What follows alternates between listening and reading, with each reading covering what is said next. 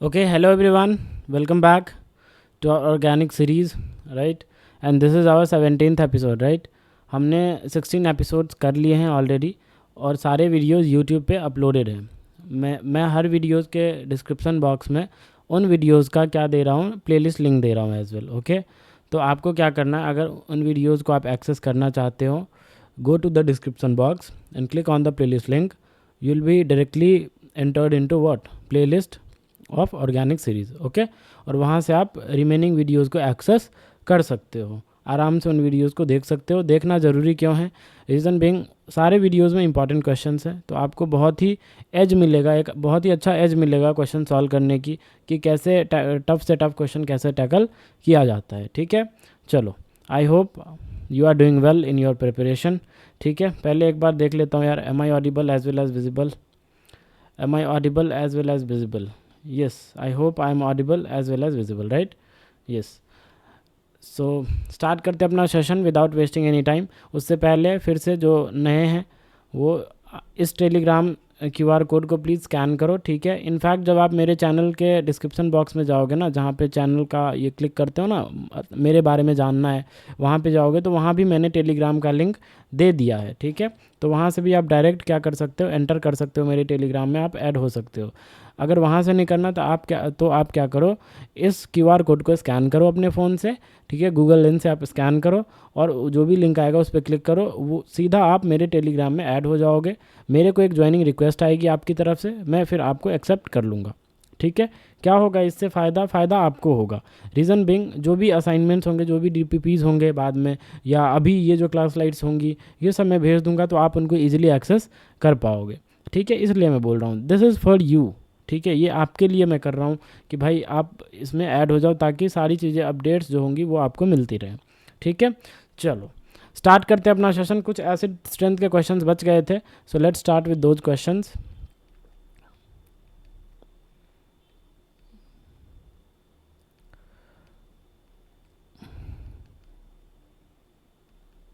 Just wait guys.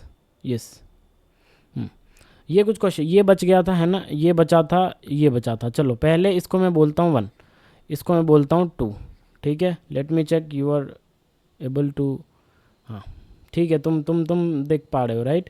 तुम देख पा रहे हो। जो ऊपर वाला है ना, उसे पहले अटेम्प्ट करो। ये वाला देखो, मैं सबको नंबर दे रहा हूँ। ये फर्स्ट, ये सेकंड, ये थर्ड, ये फोर्थ, ये फिफ्थ।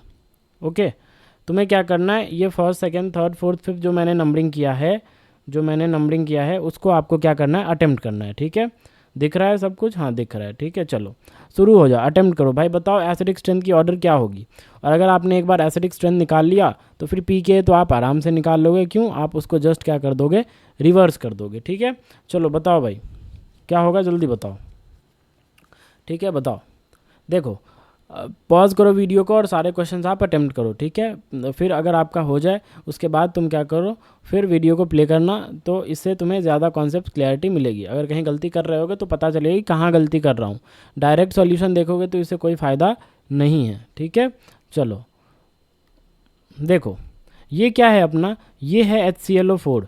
याद करो, मैंने आपको पिछले से पिछले वीडियो में पीके टेबल दिखाया था। यस और नो? मैंने बोला भी था उस टेबल को आप फ्रंट वॉल पे चिपका लो और रोज़ उस टेबल पे नज़र जानी चाहिए। सबसे पहले यही था, HClO4 उस टेबल में था। इसकी पीके कितनी अप्रॉक्स थी? -10 के अप्रॉक्स थी।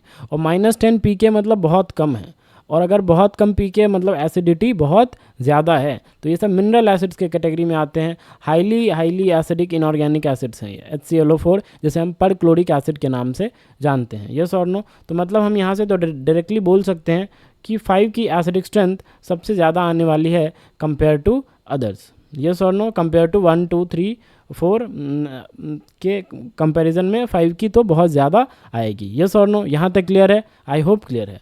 अब देखो, अब ये क्या है अपना फिनॉल, ये क्या है साइक्लोपेंटाडाइन, ये क्या है नाइट्रोबेंजीन, ये क्या है, ये मतलब इसको बोलते हैं इंडीन बोलते हैं, राइट? इंडीन बोलते हैं, ये इंडीन है अपना। अब देखो, अब इन चारों में कैसे कंपैरिजन करें, तो याद करो मैंने आपको फिर से पीके टेबल कहीं ना कहीं आपको वहीं पे नज़र देखना पड़ेगा। एक बात बताओ, सबसे पहले फर्स्ट को क्या करो, फर्स्ट का कॉन्जुगेट बेस बनाओ। अगर आप फर्स्ट का कॉन्जुगेट बेस बनाओगे, मैं यहाँ करता हूँ, देखो मैं यहाँ कर रहा हूँ, ठीक है। फर्स्ट का कॉन्जुगेट बेस बनाओगे तो क्या बनेगा, फिनॉक्साइड आयन बनेगा, यस और नो। सेकेंड का कॉन्जुगेट बेस बनाओगे तो एक एरोमेटिक एनायन जनरेट होता हुआ नज़र आएगा, यस और नो।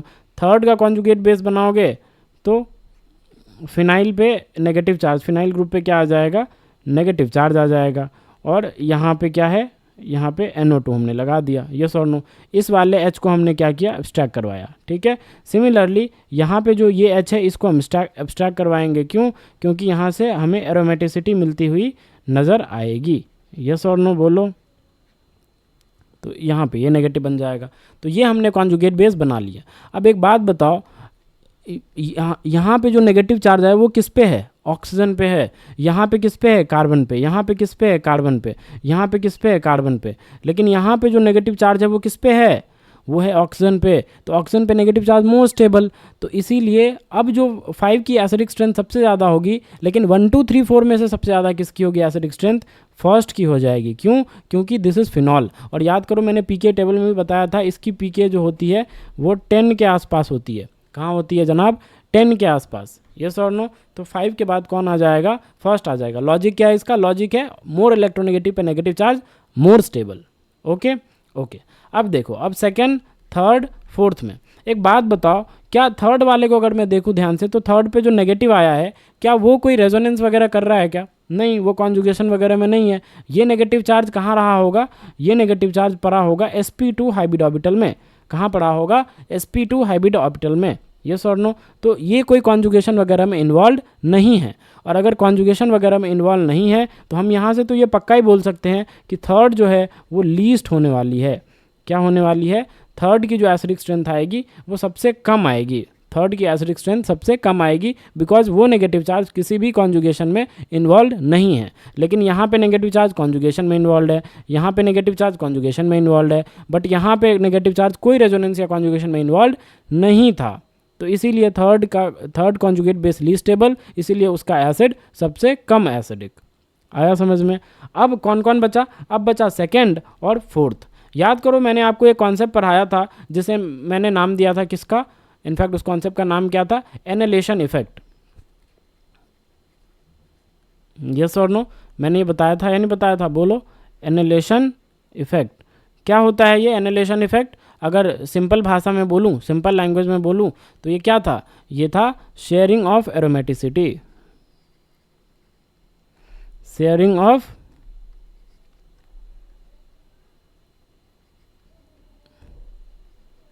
एरोमेटिसिटी। और शेयरिंग ऑफ एरोमेटिसिटी से क्या हो रही थी, एरोमेटिक कैरेक्टर डिक्रीज कर रहा था। एरोमेटिक कैरेक्टर डिक्रीजेज, यस और नो। और अगर एरोमेटिक कैरेक्टर डिक्रीजेज तो स्टेबिलिटी क्या कर रही थी, डिक्रीज कर रही थी। याद करो मैंने पिछले वीडियो में बहुत बताया था, यस और नो। सबसे जो एसिडिक स्ट्रेंथ का जो पहला पार्ट है ना, उसमें मैंने बहुत अच्छे से बताया है, स्टेबिलिटी डिक्रीजेज, यस और नो। तो अब यहाँ पे क्या हो रहा है, अपने पास एक ये है और क्या है, और ये है।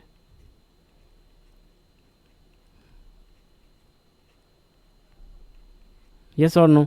अब देखो, अब यहाँ पे क्या, ये जो एरोमेटिक बना ये इसी का पाई बॉन्ड है और ये इसी का पाई बॉन्ड है। इसी साइक्लोपेंटेन रिंग के अंदर ये दोनों पाई बॉन्ड है और 6 पाई इलेक्ट्रॉन के साथ ये क्या है, ये एरोमेटिक एनायन है। यहाँ तक कोई दिक्कत वाली बात नहीं होनी चाहिए। अब देखो, अब ये जो साइक्लोपेंटेन वाली रिंग है वो एरोमेटिक तब होगा जब ये बेंजीन वाला पाई बॉन्ड इसके साथ शेयर कर रहा होगा, तभी होगा। यस और नो। ये बेंजीन वाला पाई बॉन्ड जब इसके साथ शेयर कर रहा होगा तभी ये वाली रिंग क्या हो पाएगी, एरोमेटिक हो पाएगी। तो इससे क्या हो रहा है, बेंजीन अपना पाई बॉन्ड शेयर कर रहा है, मतलब एरोमेटिसिटी क्या हो रही है बेंजीन रिंग की, डिक्रीज हो रही है। और बेंजीन तो बहुत ही एरोमेटिक होता है, तो क्यों करना चाहेगा डिक्रीज। वैसे दूसरे लैंग्वेज में मैंने आपको ये भी बताया था कि ये एरोमेटिक तो बन रहा है, ये साइक्लोपेंटेन वाली रिंग जो है वो एरोमेटिक तो बन रहा है, लेकिन साथ में क्या कर रहा है, पड़ोसी को बर्बाद कर रहा है। तो मतलब आप सक्सेसफुल हो रहे हो, आप अच्छा बन रहे हो लाइफ में, लेकिन आप बगल वाले को बर्बाद करते जा रहे हो, तो क्या आप एक अच्छे सक्सेसफुल इंसान कहलाओगे क्या? तो आंसर है नहीं। तो उसी तरह क्या ये एरोमेटिक तो हो रहा है, लेकिन बगल में जो बेंजीन रिंग है उसकी एरोमेटिसिटी पे फर्क डाल रहा है, उसकी एरोमेटिसिटी डिक्रीज कर रहा है, उसकी एरोमेटिक कैरेक्टर में डिक्रीज ला रहा है, तो क्या ये अच्छा एरोमेटिक कहलाएगा क्या? नहीं। किसके मुकाबले? इसके मुकाबले। ये तो अकेला एरोमेटिक हो रहा है। बोलते हैं ना, अकेला उखाड़ना और किसी के सपोर्ट से उखाड़ना, दोनों में फ़र्क होता है। ठीक है, ऑफकोर्स सपोर्ट होना चाहिए, बट फिर भी अगर कोई इंसान अकेला उखाड़ता है वो एक अलग चीज़ होती है, अलग फीलिंग होती है। ये और नो।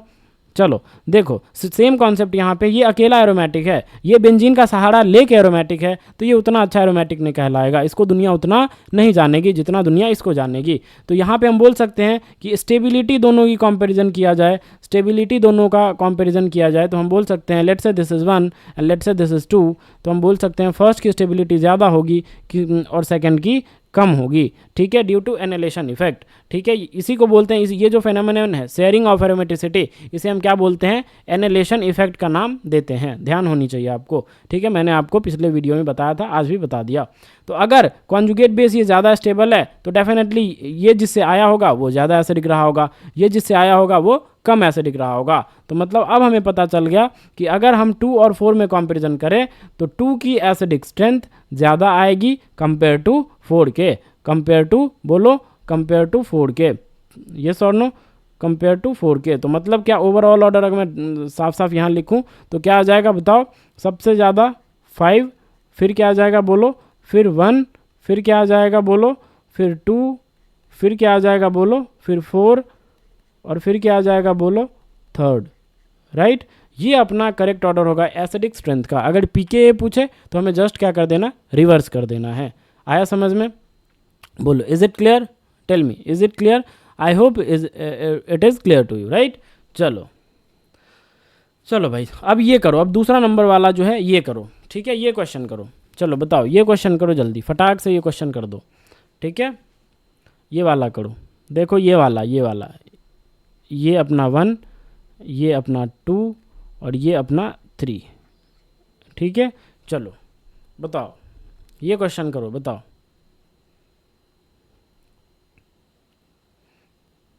पॉज करो वीडियो को और बताओ क्या आएगा आंसर, बताओ। पॉज करो वीडियो को पहले और फिर 1, 2, 3 में कंपैरिजन करो।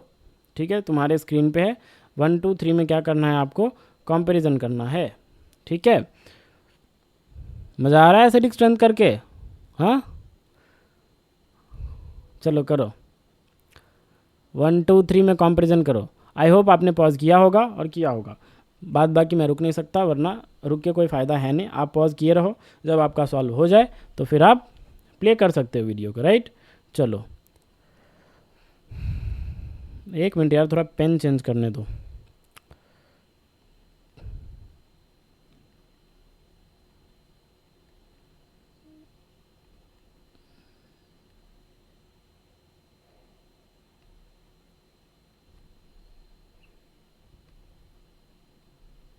दिख रहा है, दिख रहा है। चलो देखो, तो सबसे पहले अपना 1 कंपाउंड ये है, 2 कंपाउंड ये है, 3 कंपाउंड ये है। ठीक है, चलो बनाते हैं इसका कॉन्जुगेट बेस बनाते हैं। सबसे पहले वही काम होना चाहिए, परम कर्तव्य क्या होना चाहिए? कॉन्जुगेट बेस बनाना है। तो पहले कंपाउंड बना लेते हैं। क्या क्या था, दिख रहा है तुम्हें? बोलो, ये कलर दिख रहा है क्या? लेट मी चेक, दिख रहा है, राइट? चलो देखो क्या था, ये था, यहाँ ऐसे, यहाँ ऐसे, फिर यहाँ ऐसे और यहाँ ऐसे, राइट? ये था पहला कंपाउंड। दूसरा कंपाउंड क्या है अपना? दूसरा कंपाउंड कुछ ऐसा है। दूसरा कंपाउंड क्या है? कुछ ऐसा है।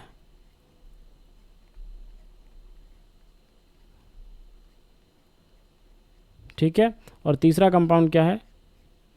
तीसरा कंपाउंड अपना कुछ ऐसा है। यस और नो? यही है ना? सब से हम क्या करेंगे? कॉन्जुगेट बेस बनाएंगे। तो यहाँ पे बताओ कहाँ से H+ निकलेगा? डेफिनेटली ये वाला H+ निकलेगा, ऑक्सीजन वाला। यस और नो? तो यहाँ पे क्या आ जाएगा? ये डबल बॉन्ड, ये भी डबल बॉन्ड, ये OH आ जाएगा और यहाँ पे क्या आ जाएगा? O negative. सिमिलरली जब यहाँ से आप H+ रिमूव करोगे तो क्या आ जाएगा बताओ? यहाँ पे ये डबल बॉन्ड, ये भी डबल बॉन्ड और यहाँ पे क्या आ जाएगा? O negative. ठीक है, और यहाँ पे OH। यस और नो? यहीं से जाए, यहाँ से निकालो या यहाँ से निकालो, बात बराबर ही है। ठीक है, यहाँ से H प्लस कहाँ से निकलेगा बताओ, यहाँ से H प्लस कहाँ से निकलेगा, पक्का ही तुम बोलोगे यार ये यहाँ पे जो 2 H हैं वो एक्टिव मिथिलीन की तरह बिहेव करेंगे, 2 कार्बोनिल के बीच में फंसा हुआ है, तो डेफिनेटली एक H को यहाँ से आप निकाल सकते हो बेहिचक, कोई दिक्कत वाली बात नहीं होनी चाहिए। तो यहाँ पे ये डबल बॉन्ड हो, यहाँ पे क्या आ जाएगा, नेगेटिव चार्ज आ जाएगा। क्या ये कॉन्जुगेट बेस आपने बना लिया। अब इसके बेसिस पे हमें डिसाइड करना है जो कॉन्जुगेट बेस जितना स्टेबल होगा, वो जिस एसिड से आया होगा वो एसिड उतना ही स्ट्रांग होगा। यस और नो। तो ये अपना लेट से 1 है, ये अपना लेट से 2 है, और ये अपना क्या है, ये अपना 3 है। हमें बताना है कि सबसे स्टेबल कॉन्जुगेट बेस क्या होगा। सबसे पहले यहाँ पे चार्ज किस पे है, ऑक्सीजन पे है, यहाँ पे चार्ज किस पे है, ऑक्सीजन पे है, और यहाँ पे एक बात आपको ये भी ध्यान रखनी है कि ये नेगेटिव चार्ज जो है वो लोकलाइज्ड है, वो कोई रेजोनेंस या कॉन्जुगेशन में इन्वॉल्व नहीं है। फर्स्ट वाले केस में जो नेगेटिव चार्ज है वो कोई रेजोनेंस या कॉन्जुगेशन में इन्वॉल्व नहीं है। सिमिलरली ये वाला जो है, ये वाला, ये कॉन्जुगेशन में इन्वॉल्व है। कैसे इन्वॉल्व है, ऐसे इन्वॉल्व है। देखो ये नेगेटिव चार्ज यहाँ पाई में बनेगा, ये वाला इधर शिफ्ट होगा, और ये वाला पाई बॉन्ड इधर शिफ्ट होगा। ऐसे ही बनाएंगे रेजोनेटिंग स्ट्रक्चर। और जब आप रेजोनेटिंग स्ट्रक्चर बनाओगे तो यहाँ डबल बॉन्ड आ जाएगा, यहाँ पे पाई बॉन्ड आ जाएगा, यहाँ पे ये OH आ जाएगा, यहाँ पे ये double bond as it is, और यहाँ पे ये O नेगेटिव। यस और नो। तो क्या ये और ये स्ट्रक्चर सेम ही दिख रहे हैं क्या? हाँ सेम ही दिख रहे हैं। जरा सा इसको रोटेट करोगे, टिल्ट करोगे, ठीक है, जरा सा इसको क्या करोगे, टिल्ट करोगे, तो यही बन जाएगा। यस और नो बोलो, हाँ या ना। जरा से इसको ऐसे टिल्ट करोगे तो यही बन जाएगा। दोनों स्ट्रक्चर सेम ही है। देखो ना सब कुछ, देखो O नेगेटिव और OH के बीच में पाई बॉन्ड है, तो O नेगेटिव और OH के बीच में पाई बॉन्ड है। 2 डबल बॉन्ड है, 2 डबल बॉन्ड है एडजेसेंट पोजीशन पे, यहाँ भी एडजेसेंट पोजीशन पे 2 डबल बॉन्ड हो, यहाँ भी एडजेसेंट पोजीशन पे 2 डबल बॉन्ड हो। मतलब ये जो इसका जो हमने ये रेजोनेटिंग स्ट्रक्चर बनाया, इस वाले का और ये वाला जो रेजोनेटिंग स्ट्रक्चर बनाया वो क्या है, इक्विवेलेंट रेजोनेटिंग स्ट्रक्चर है। क्या है, इक्विवेलेंट रेजोनेटिंग स्ट्रक्चर है। साथ के साथ क्या हो रहा है, ऑक्सीजन टू ऑक्सीजन रेजोनेंस हो रहा है। क्या हो रहा है, ऑक्सीजन टू ऑक्सीजन रेजोनेंस हो रहा है। यस और नो। और एक और फैक्टर तुम्हें दिखेगा अभी, and that factor is what, अगर मैं इसको थोड़ा सा पाई बॉन्ड तोड़ दूं, मोर इलेक्ट्रोनेगेटिव की तरफ शिफ्ट करूं, तो ये कुछ, अगर इसका एक और रेजोनेटिंग स्ट्रक्चर मैं ऐसा बनाना चाहूं तो देखना, ये OH, ये O नेगेटिव, यहाँ पे पॉजिटिव, यहाँ पे पॉजिटिव। आप ही बता दो ये सिस्टम 2 पाई इलेक्ट्रॉन्स के साथ क्या है, ये सिस्टम 2 पाई इलेक्ट्रॉन के साथ है एरोमेटिक। यस और नो बोलो, ये 2 पाई इलेक्ट्रॉन सिस्टम के साथ क्या है, एरोमेटिक है। मतलब ऑक्सीजन टू ऑक्सीजन, देखो 3 चीज़ आ गए इसके पास, ऑक्सीजन टू ऑक्सीजन रेजोनेंस पहली चीज़, दूसरी चीज़ इक्विवेलेंट रेजोनेटिंग स्ट्रक्चर का फॉर्मेशन, तीसरी चीज़ एरोमेटिसिटी। अब 3 चीज़ मिल गया, इससे ज़्यादा क्या चाहिए किसी कॉन्जुगेट बेस को स्टेबल होने के लिए, हाँ या ना बोलो। तो बहुत अच्छी चीज़ इसे मिल गई, ऑक्सीजन टू ऑक्सीजन रेजोनेंस मिल चुका है, ऑक्सीजन टू ऑक्सीजन रेजोनेंस मिल चुका है, राइट। उसके बाद एरोमेटिसिटी वाला फैक्टर मिल गया, इक्विवेलेंट रेजोनेटिंग स्ट्रक्चर वाला फैक्टर मिल गया। तो इसीलिए अब इससे ज़्यादा क्या चाहिए इस कॉन्जुगेट बेस को। और इसका नाम भी मैंने आपको कल बताया था, इसे क्या बोलते हैं, स्क्वेरिक एसिड। बहुत ही ज़्यादा एसिडिक होता है। यस और नो, क्या बोलते हैं इसे, स्क्वेरिक एसिड बोलते हैं। अच्छी खासी एसिडिक होती है। तो डेफिनेटली हम बोल सकते हैं कि अगर ये अपना 1 था, और अगर ये अपना 2 था, और अगर ये अपना 3 था, तो हम बोल सकते हैं कि 2 की एसिडिक स्ट्रेंथ तो सबसे ज़्यादा होने वाली है कंपेयर टू 1 and 3। यस और नो बोलो, कंपेयर टू 1 and 3 2 की एसिडिक स्ट्रेंथ सबसे ज़्यादा होगी। अब सवाल उठता है 1 और 3 में कैसे डिसाइड करें। तो अगर आप ऐसा सोच रहे हो कि यहाँ पे नेगेटिव चार्ज क्या है, ऑक्सीजन पे है, और यहाँ पे नेगेटिव चार्ज क्या है, इस पे है, कार्बन पे, तो फर्स्ट वाले की एसिडिक स्ट्रेंथ ज़्यादा हो जाएगी। नहीं, ऐसा नहीं सोचना है। क्यों? क्योंकि एक बात बताओ मेरे को, आप जब इसका आप रेजोनेटिंग स्ट्रक्चर बनाओगे तो ये ऑक्सीजन पे शिफ्ट होगा ऐसे। तो इसका रेजोनेटिंग स्ट्रक्चर जब बनाओगे तो क्या बनेगा बताओ, यहाँ पे डबल बॉन्ड हो, यहाँ पे डबल बॉन्ड हो, यहाँ पे पाई बॉन्ड, और यहाँ पे क्या आ जाएगा, O नेगेटिव आ जाएगा। आप ही कमेंट करो मेरे को कि अगर इस रेजोनेटिंग स्ट्रक्चर को नाम देता हूं मैं A, और इसको मैं नाम देता हूं B, तो अगर RS की स्टेबिलिटी में पूछूं, रेजोनेटिंग स्ट्रक्चर की स्टेबिलिटी पूछूं, तो बताओ A और B में से ज़्यादा स्टेबल कौन है, A और B में से ज़्यादा स्टेबल कौन है। तो आप बोलोगे यार B is more stable, B is more stable compare to A। क्यों? क्योंकि यहाँ पे चार्ज किस पे है, कार्बन पे, यहाँ पे चार्ज किस पे है, ऑक्सीजन पे। ऑक्टेट वगैरह सब कुछ कंप्लीट है सबका, तो अब बस एक फैक्टर बचता है चार्ज। तो कहाँ स्टेबल होता है ज़्यादा, मोर इलेक्ट्रोनेगेटिव पे नेगेटिव चार्ज ज़्यादा स्टेबल होता है। अगर ज़्यादा स्टेबल होता है तो ऑक्सीजन पे नेगेटिव चार्ज B में है, तो B वाला रेजोनेटिंग स्ट्रक्चर ज़्यादा स्टेबल होगा कंपेयर टू A। अच्छा, ज़्यादा स्टेबल होने से क्या हुआ? ज़्यादा स्टेबल होने से इसका कॉन्ट्रीब्यूशन इसके रेजोनेंस हाइब्रिड में ज़्यादा होगा, क्योंकि ये क्या है, मोर स्टेबल है। जो मोर स्टेबल होता है उसका कॉन्ट्रीब्यूशन रेजोनेंस हाइब्रिड में ज़्यादा होता है। यस और नो? आ रहा है समझ में? तो मतलब हम बोल सकते हैं कि यहाँ पे रेजोनेंस करके ये ऑक्सीजन पे तो चला ही गया। यहाँ पे हम सोच रहे थे कि ऑक्सीजन पे नेगेटिव चार्ज आ गया, लेकिन जैसे ही इसने रेजोनेंस किया तो ये ऑलरेडी ऑक्सीजन पे जा चुका है, साथ में मोस्ट इससे ज़्यादा स्टेबल फॉर्म भी बना रहा है ए वाले से।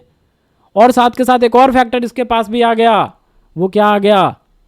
फिर से इन पाई बॉन्ड्स को तोड़ो, फिर एक रेजोनेटिंग स्ट्रक्चर डेवलप करो। ये यहाँ पे ये ओ नेगेटिव, फिर से यहाँ पे ओ नेगेटिव, यहाँ पे भी ओ नेगेटिव, और यहाँ पे पॉजिटिव आ जाएगा, यहाँ पे पॉजिटिव आ जाएगा।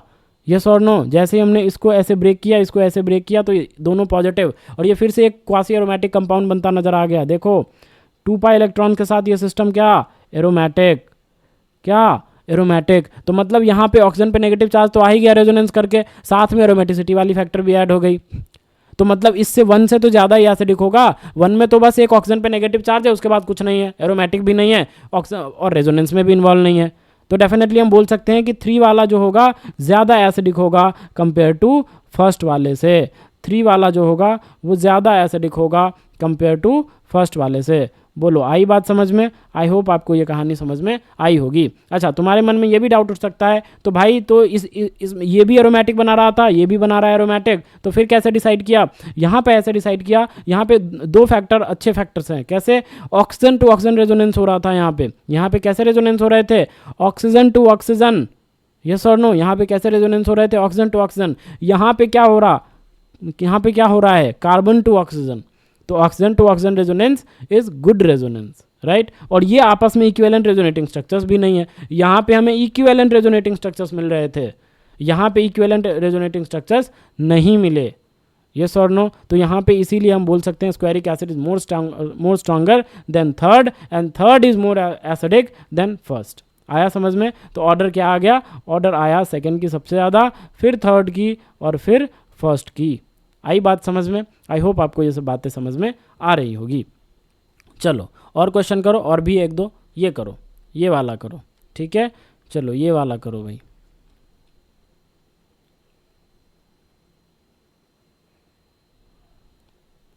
चलो ये वाला करो।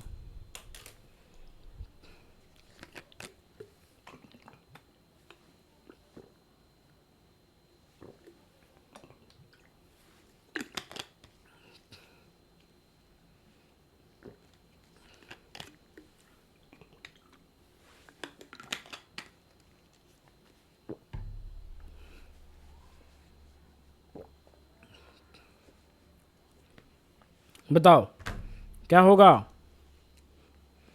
क्या आया ऑर्डर? बताओ।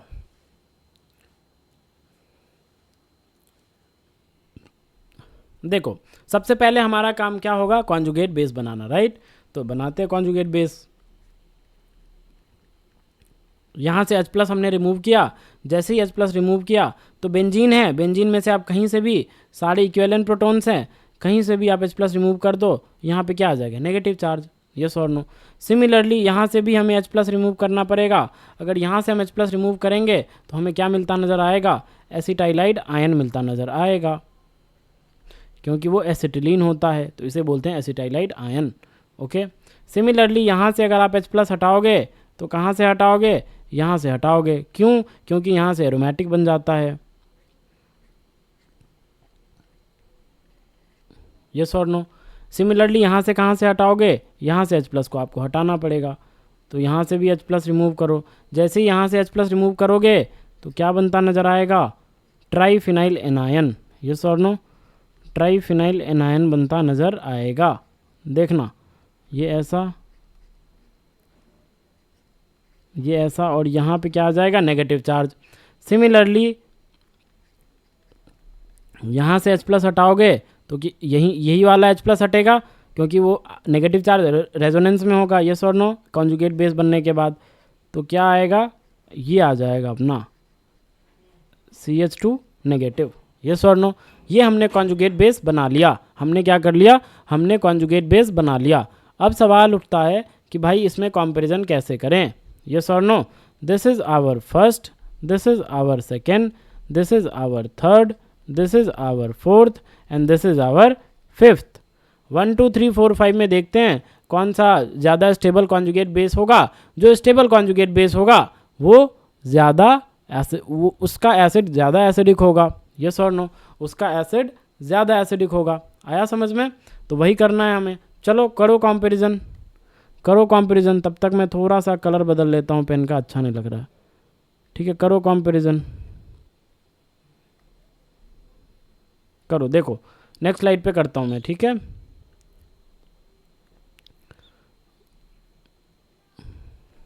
एक बात बताओ मेरे को सबसे पहले, इसमें सबसे ज़्यादा तुम्हें कौन सा लग रहा है? सबसे ज़्यादा कौन सा लग रहा है? एक बात बताओ, ये यहाँ पे जो ये आया ये किस पे है? ये sp है। यस और नो, ये क्या है? ये sp है। ये कार्बन का हाइब्रिडाइजेशन क्या है? sp। और ये नेगेटिव चार्ज किस हाइब्रिड ऑर्बिटल में पड़ा होगा? डेफिनेटली sp में पड़ा होगा। यहाँ पे क्या है? ये नेगेटिव चार्ज sp2 है, मतलब सॉरी, इस कार्बन की हाइब्रिडाइजेशन क्या है? sp2 है, क्योंकि ये नेगेटिव चार्ज तो रेजोनेंस में इन्वॉल्व है, तो वो नेगेटिव चार्ज में जो इलेक्ट्रॉन पेयर्स होंगे वो p ऑर्बिटल में रहे होंगे। तो डेफिनेटली इस कार्बन की हाइब्रिडाइजेशन क्या है? sp2। सिमिलरली इस कार्बन की भी हाइब्रिडाइजेशन क्या है? sp2। इस कार्बन की भी हाइब्रिडाइजेशन क्या है? sp2। इस कार्बन की भी हाइब्रिडाइजेशन क्या है? sp2। तो सारे कार्बन की हाइब्रिडाइजेशन sp2, बस एसिटाइलाइड आयन को छोड़ के उसकी हाइब्रिडाइजेशन क्या आ गई? उसकी हाइब्रिडाइजेशन आ गई sp। तो क्या मैं ये बोल दूं कि 2 की एसिडिक स्ट्रेंथ सबसे ज़्यादा, क्योंकि ये sp है। sp मतलब मोर परसेंटेज एस कैरेक्टर, मोर परसेंटेज एस कैरेक्टर मतलब मोर इलेक्ट्रोनेगेटिविटी, मोर इलेक्ट्रोनेगेटिविटी मतलब नेगेटिव चार्ज ज़्यादा स्टेबल। तो क्या मैं ये बोल दूं कि 2 की एसिडिक स्ट्रेंथ सबसे ज़्यादा? क्या कहना है आपका? तो अगर आप 2 की एसिडिक स्ट्रेंथ सबसे ज़्यादा कर दोगे तो ये गलत हो जाएगा। 3 की एसिडिक स्ट्रेंथ सबसे ज़्यादा होगी। किसकी? 3 की। मैंने आपको बताया था ये भले ही sp2 कार्बन है, लेकिन इसके पास एक और फैक्टर है एरोमेटिसिटी वाली, और वो इस sp कार्बन पे क्या कर जाता है? डोमिनेट कर जाता है। यस और नो? मैंने आपको pK वैल्यू भी बताई थी इन सब की। ये होती, इसकी pK वैल्यू आती है 25 और इसकी pK वैल्यू होती है 16। यस और नो? तो दिख रहा है जिसका कम pK वो ज़्यादा एसिडिक। लॉजिक क्या है? लॉजिक है sp2 एंड sp2 हाइब्रिडाइजेशन तो है, परसेंटेज एस कैरेक्टर के मामले में कम है, बट ये नेगेटिव चार्ज ज़्यादा स्टेबल है। क्यों? बिकॉज ऑफ एरोमेटिसिटी, ये एरोमेटिक कैरेक्टर में इन्वॉल्व है। यस और नो? तो इसीलिए 3 का सबसे ज़्यादा। अब हम बोल सकते हैं 2 का इससे जस्ट कम होगा।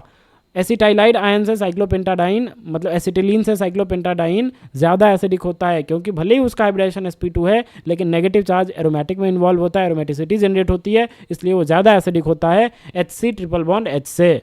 तो 3 का सबसे ज़्यादा, फिर 2 आ जाएगा, कोई दिक्कत नहीं है, क्योंकि अब ये sp है, ये सारे sp2 हैं, ये sp2, ये sp2, ये sp2। तो अब 3 का सबसे ज़्यादा, फिर उससे कम 2 का आ जाएगा, कोई दिक्कत नहीं है, क्योंकि 2 वाला जीतेगा बाद बाकी से, 1 से 4 से 5 से जीतेगा 1, सॉरी 2 जीतेगा ना, 1 से 4 से 5 से 2 जीतेगा। क्यों? क्योंकि वो sp हाइब्रिडाइज्ड कार्बन पे नेगेटिव चार्ज है। यस और नो? अब सवाल उठता है भाई 1 4 5 में कैसे कंपैरिजन करोगे? 1 4 5 में करते हैं, आ जाओ। 1 4 5 में 1 क्या था अपना? बेंजीन है, तो बेंजीन बना लेते हैं। ठीक है, बेंजीन वाला नेगेटिव चार्ज फिनाइल ये था। 4 क्या था? 4 अपना ये है। अगर sp2 हाइब्रिडाइजेशन है 4 में भी, तो डेफिनेटली क्या रहा होगा? प्लेनर रहा होगा। सॉरी, यस और नो? मतलब प्लेनर जैसा स्ट्रक्चर रहा होगा।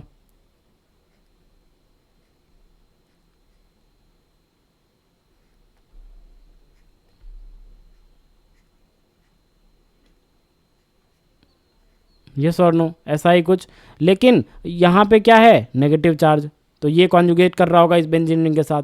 लेकिन मैंने आपको ये भी बताया था कि यहाँ पे इफेक्टिवली कॉन्जुगेशन नहीं हो पाती। वाई? बिकॉज ऑफ दीज, ये जो 3 फिनाइल रिंग आ गए हैं ना, तो यहाँ पे 3 फिनाइल रिंग की वजह से क्या होती है? यहाँ पे ऑर्थो हाइड्रोजन जो होते हैं उनके बीच क्या लग जाते हैं? उनके बीच लगते हैं रिपल्सन। यहाँ पे भी रिपल्सन, यहाँ पे भी रिपल्सन, और यहाँ पे भी रिपल्सन। तो इस रिपल्सन को मिनिमाइज करने के लिए ये फिनाइल रिंग्स क्या हो जाते हैं? ट्विस्ट हो जाते हैं, ट्विस्टेड फॉर्म में चले जाते हैं, और एक प्रोपेलर शेप को अचीव करते हैं। किसको? प्रोपेलर शेप को। ठीक है, मतलब एक दूसरे के कोप्लेनर नहीं होते। यहाँ पे तीनों फिनाइल रिंग्स कोप्लेनर नहीं होते।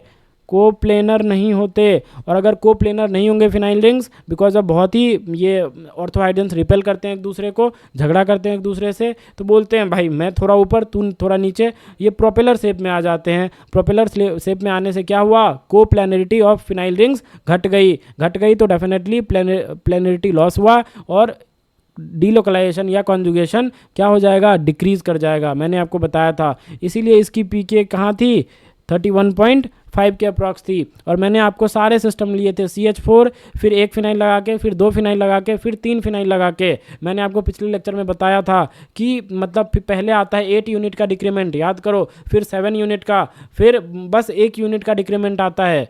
यस और नो, मैंने ये बताया था, याद करो ना, मैंने ये बताया था आपको, CH4, फिर PHCH3, फिर PH2CH2, यस और नो, फिर PH3CH। मैंने आपको ये बताया था, इसका होता है 48, इसका होता है 40, इसका होता है 33 और इसका होता है 32 के आसपास, या 31.5 जो भी बोल लो, या 32 ही लिखते हैं, ठीक है, 32।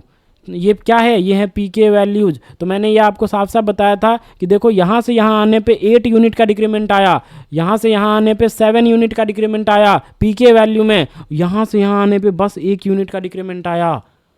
मैंने आपको बताया था वो क्यों आया, बिकॉज यहाँ पे इफेक्टिव कॉन्जुगेशन हो ही नहीं पाती, क्योंकि 3 फिनाइल रिंग्स के ऑर्थोहाइड्रंस आपस में रिपेल करते हैं, झगड़े करते हैं एक दूसरे से, और एक दूसरे से अगर झगड़े करेंगे तो बोलेगा भाई अब तो प्लेन छोड़ना ही पड़ेगा, एक साथ एक साथ तो नहीं रह सकते, एक साथ गुजारा नहीं हो पाएगा। यस और नो, तो इसीलिए क्या कर देता है, कोप्लेनरिटी को लॉस करता है, इफेक्टिव कॉन्जुगेशन नहीं होती, इसीलिए यहाँ पे 33 से 32 ही हुआ, 1 ही यूनिट का डिक्रीमेंट आया। ये सब मैंने बातें आपको बताई थी। चलो बाद बाकी और कौन सा था, और अब एक ये कंपाउंड है,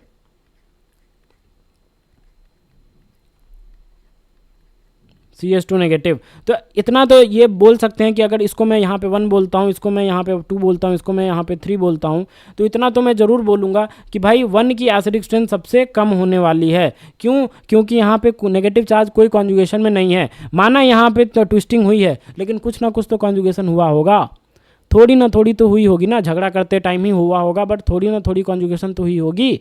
यस और नो, तो लेकिन यहाँ पे फर्स्ट केस में तो कुछ नहीं हो रहा, कोई कॉन्जुगेशन नहीं हो रहा, तो 1 की एसिडिक स्ट्रेंथ सबसे ज़्यादा, फिर किसकी, फिर 3 की, क्योंकि 3 में एक ही फिनाइल रिंग है, यहाँ पे 3 है, तो 3 के साथ थोड़ा ना थोड़ा तो किया होगा कॉन्जुगेशन। वैसे भी देखो ना यहाँ पे ये क्या है, PHCH3 ही तो था थर्ड वाला, उसी का कॉन्जुगेट बेस बना है थर्ड वाला। यस और नो, तो PHCH3 की क्या है, 40 है क्या पीके वैल्यू, और इसकी कितनी है 32, तो यहाँ पे इसकी 32 है, इसकी 40 है, तो बहुत ज़्यादा कम है। तो इसीलिए हम बोल सकते हैं कि 2 वाला क्या होगा, ज़्यादा एसिडिक होगा कंपेयर टू दिस टॉल्वीन का कॉन्जुगेट बेस। यस और नो, तो यहाँ से आपको ये चीज़ समझ में आई कि ये वाला एसिडिक है इन दोनों से। तो अगर अब हमें कंपैरिजन करवाया जाए, यहाँ पे कहाँ गया वो क्वेश्चन अपना, यहाँ पे तो हम बोल सकते हैं कौन कौन बचा था, 3 और 2 तो हमने कर ही लिया था, 3 ये हो गया था अपना, ये हो गया था, बचा था ये वाला, देखो ये वाला बचा था, जिसमें ये वाला बचा, ये वाला। तो हमें पता चला कि अब कौन आएगा, अब 4 आएगा, क्योंकि यही सबसे ज़्यादा एसिडिक निकला, अभी हमने कंपैरिजन किया। फिर कौन आएगा, फिर 5 आएगा, क्योंकि इससे कम 5 एसिडिक, और सबसे कम कौन, फर्स्ट वाला, क्योंकि वहाँ पे कोई कॉन्जुगेशन इन्वॉल्व नहीं है। बोलो आया समझ में, बोलो समझ में आया, आई होप समझ में आया होगा। इज़ इट क्लियर, आया समझ में, आई होप आया होगा, ठीक है। चलो सब कुछ एक एक चीज़ बता रहा हूँ तो डेफिनेटली आया होगा। फिर भी अगर कोई भी डाउट परसिस्ट करती है, मैंने जो टेलीग्राम QR कोड शेयर किया है आप उसमें ज्वाइन करो, और without any hesitation you can ask me, I will be happy to reply, okay. या आप कमेंट सेक्शन में भी मुझे मेंशन कर सकते हो, I will be happy to reply, okay. चलो नेक्स्ट क्वेश्चन करते हैं, और भी कुछ क्वेश्चन बचे थे, देखता हूँ मैं, फिर करते हैं, ठीक है।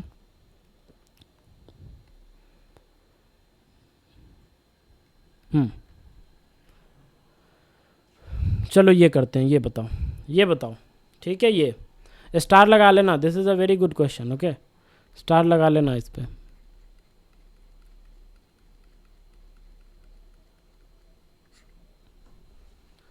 It's a good question, right.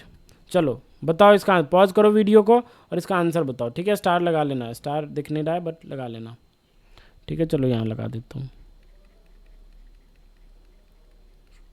चलो सॉल्व करो जल्दी फटाक से, तब तक मैं पेन का कलर बदल लूँ। पेन के कलर मुझे पहले बदलने चाहिए थे, अजीब कलर आ रहे हैं, अच्छे कलर्स आ नहीं रहे।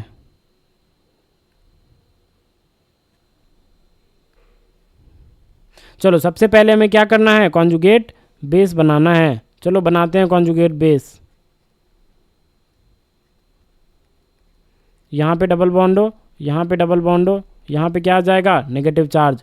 सिमिलरली यहाँ से भी H प्लस हटाओ, यहीं से हटेगा इसी वाले पोजीशन से, बिकॉज दो कार्बोनिल के बीच में फंसा हुआ है, एक्टिव मिथिलीन टाइप का है। तो क्या आ जाएगा, MEO, फिर ये ऐसा, फिर ये ऐसा, यहाँ पे डबल बॉन्ड हो, यहाँ पे डबल बॉन्ड हो, यहाँ पे OMe, और यहाँ पे क्या आ जाएगा, नेगेटिव चार्ज। सिमिलरली जब इसको करोगे तो यहाँ से H प्लस हटाओ, यहाँ से जैसे ही आप H प्लस हटाओगे तो क्या बन जाएगा बताओ, यहाँ पे डबल बॉन्ड हो, यहाँ पे डबल बॉन्ड हो, और यहाँ पे नेगेटिव चार्ज। सिमिलरली जब यहाँ से हटाओगे, ठीक है, तो क्या बन जाएगा बताओ अपना कॉन्जुगेट बेस, ये कुछ ऐसा बन जाएगा। यहाँ पे डबल बॉन्ड हो, यहाँ पे डबल बॉन्ड हो, यहाँ पे नेगेटिव चार्ज। ये और नो आया समझ में यहाँ तक? ये कॉन्जुगेट बेस हमने बना लिया। मैंने आपको इन सब से रिलेटेड कुछ कॉन्सेप्ट्स बताए थे, ठीक है, पिछले लेक्चर्स में बताए थे, इसलिए मैं बोल रहा हूँ कि सारे लेक्चर्स मेरे इंपॉर्टेंट है, आप उनको देखो। अगर आपने नहीं देखा है तो देखो, बहुत कुछ सीखने को मिलेगा।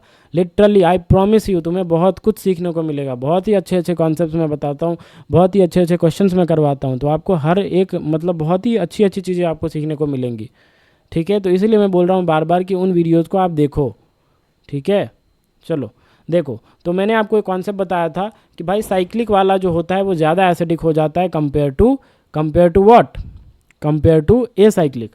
चलो अब एक एक करके देखते हैं क्या कहानी है इनकी। इसको मैंने बोला 1, इनको मैंने बोला 2, इनको मैंने बोला 3, और इसको मैंने बोला 4। पहले क्या करते हैं, 1 और 3 में कंपैरिजन करते हैं। क्या करते हैं जनाब, 1 और 3 में कंपैरिजन करते हैं। अगर 1 और 3 में कंपैरिजन किया जाए तो मेरे को आप एक बात बताओ कि यहाँ पे क्या है, यहाँ पे क्या है बताओ।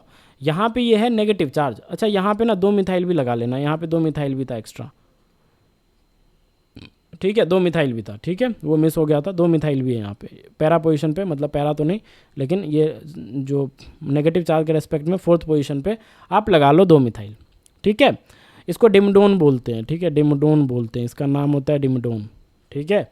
चलो ये सब बातें क्लियर है, कोई दिक्कत वाली बात नहीं है। अगर 1 और 3 को कंपैरिजन किया जाए, किसको कंपैरिजन किया जाए, 1 और 3 को कंपैरिजन किया जाए, तो दोनों का कॉन्जुगेट बेस मैं बनाता हूँ और फिर मैं आपको बताता हूँ। देखो इधर,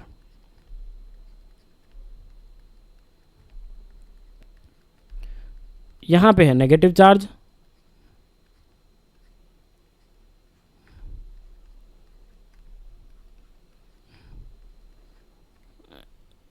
यहाँ पे है नेगेटिव चार्ज। एक बात बताओ, अगर इसे कॉन्जुगेशन में इन्वॉल्व होना है, अगर इसे कॉन्जुगेशन में इन्वॉल्व होना है तो डेफिनेटली यहाँ पे एक पी ऑर्बिटल रहा होगा, और यहाँ पे भी एक पी ऑर्बिटल रहा होगा। सिमिलरली यहाँ पे भी एक पी ऑर्बिटल रहा होगा, यहाँ पे भी एक पी ऑर्बिटल रहा होगा, और यहाँ पे भी एक पी ऑर्बिटल रहा होगा। ये सॉर्नो, यहाँ पे भी एक पी ऑर्बिटल रहा होगा। और ये अगर ये कॉन्जुगेशन कर रहा है दोनों कार्बोनिल के साथ, तो ये जो सारे पी ऑर्बिटल्स एक दूसरे के क्या होंगे, पैरेलल होंगे, तभी ये कॉन्जुगेट कर पाएंगे। ये सॉर्नो। सिमिलरली यहाँ पे भी एक पी ऑर्बिटल, यहाँ पे भी एक पी ऑर्बिटल, यहाँ पे भी एक पी ऑर्बिटल, यहाँ पे भी एक पी ऑर्बिटल, यहाँ पे भी एक पी ऑर्बिटल। तो ये क्या कर रहे होंगे, इन सब के साथ क्या कर रहे होंगे, कॉन्जुगेट कर रहे होंगे। ये सब एक दूसरे के पैरेलल होना चाहिए, तभी वो कॉन्जुगेशन में जा पाएंगे, हाँ या ना।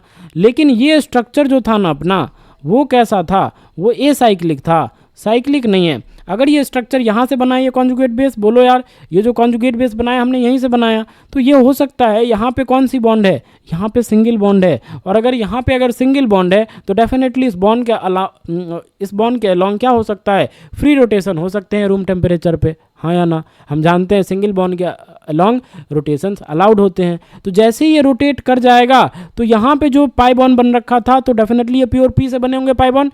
सी डबल बॉन्ड ओ के बीच में जो पाई बॉन्ड है वो पक्का ही पी ऑर्बिटल से बनेंगे। तो अगर ये बॉन्ड रोटेट करेगा तो क्या ये पी ऑर्बिटल्स रोटेट नहीं कर जाएंगे, कर जाएंगे वो भी। अगर ये भी रोटेट कर जाएंगे तो यहाँ पे जो पी ऑर्बिटल होगा, क्या इसके पैरेलल ये पी ऑर्बिटल्स बचेंगे, क्या इस पी ऑर्बिटल के पैरेलल ये पी ऑर्बिटल बच पाएंगे क्या?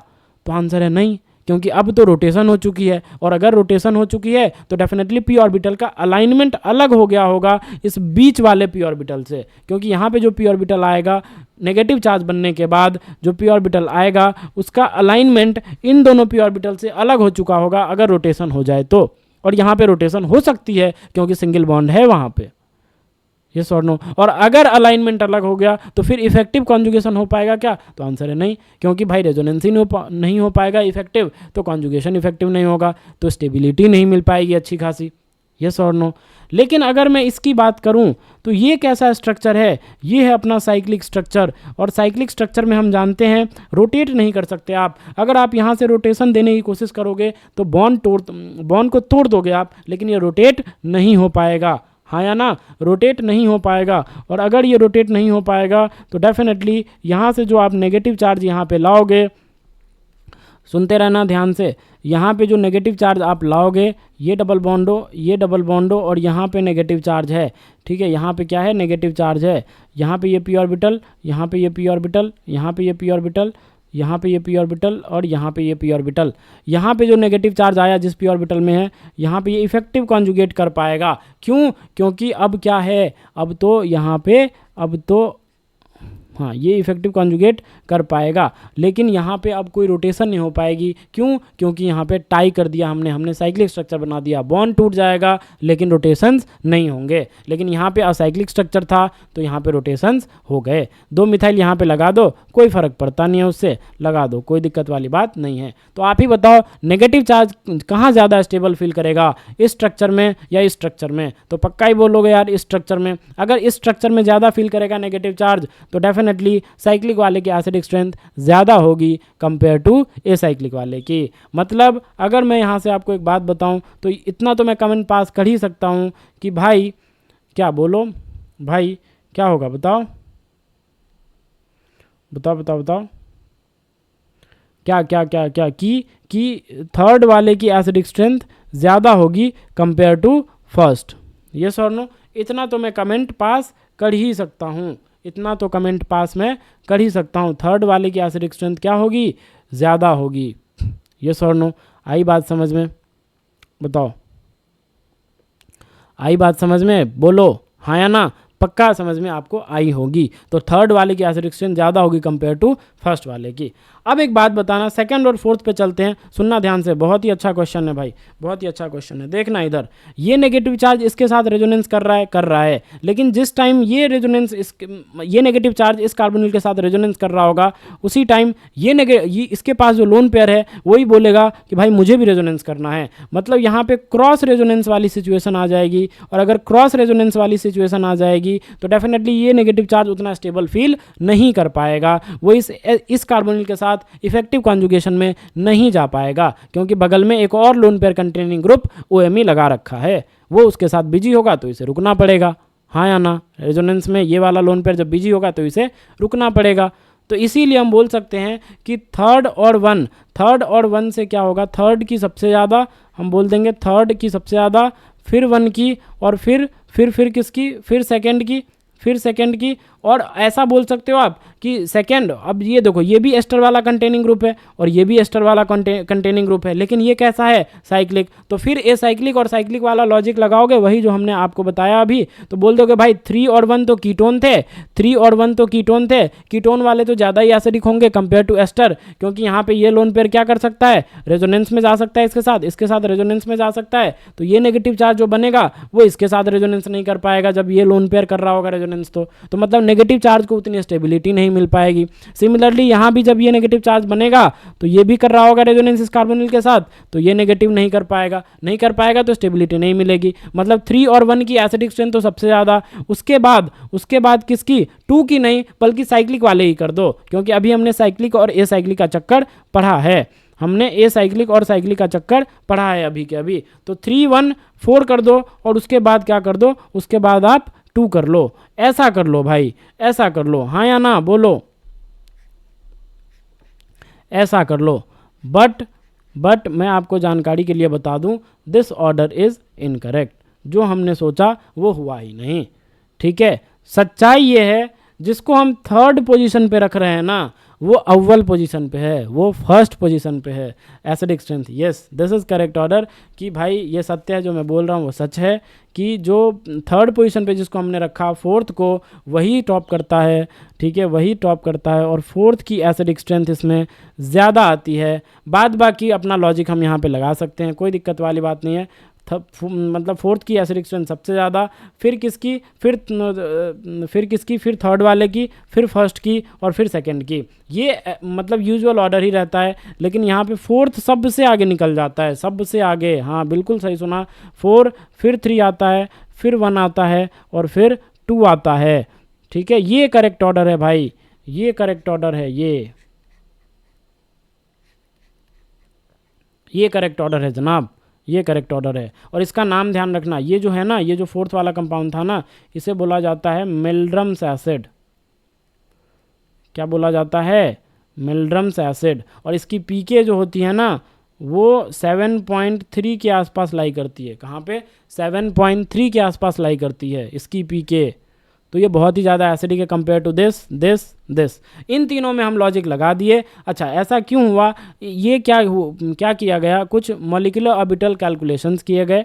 ठीक है, उसके बेसिस पे ना 2 फॉर्म्स होते हैं। देखो ध्यान से सुनना, अगर मैं एक एस्टर बनाऊँ, ठीक है, let's say this is what, RCOOR-। ठीक है, ये एस्टर है।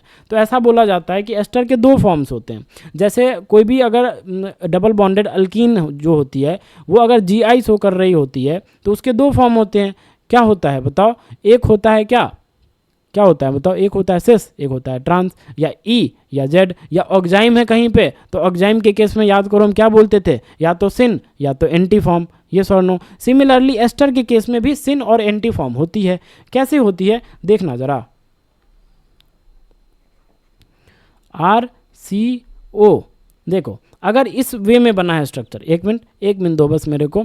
ठीक है, अगर इस वे में स्ट्रक्चर बना है, इस वे में स्ट्रक्चर बना है RCO, यहाँ पे O और यहाँ पे अगर बना है R' ऐसे है, तो इसको बोला जाता है सिन फॉर्म। इसको क्या बोला जाता है? सिन फॉर्म। और अगर ऐसा है, यहाँ पे RCOO और नीचे की तरफ R' है ऐसे, तो इसको बोला जाता है एंटी फॉर्म।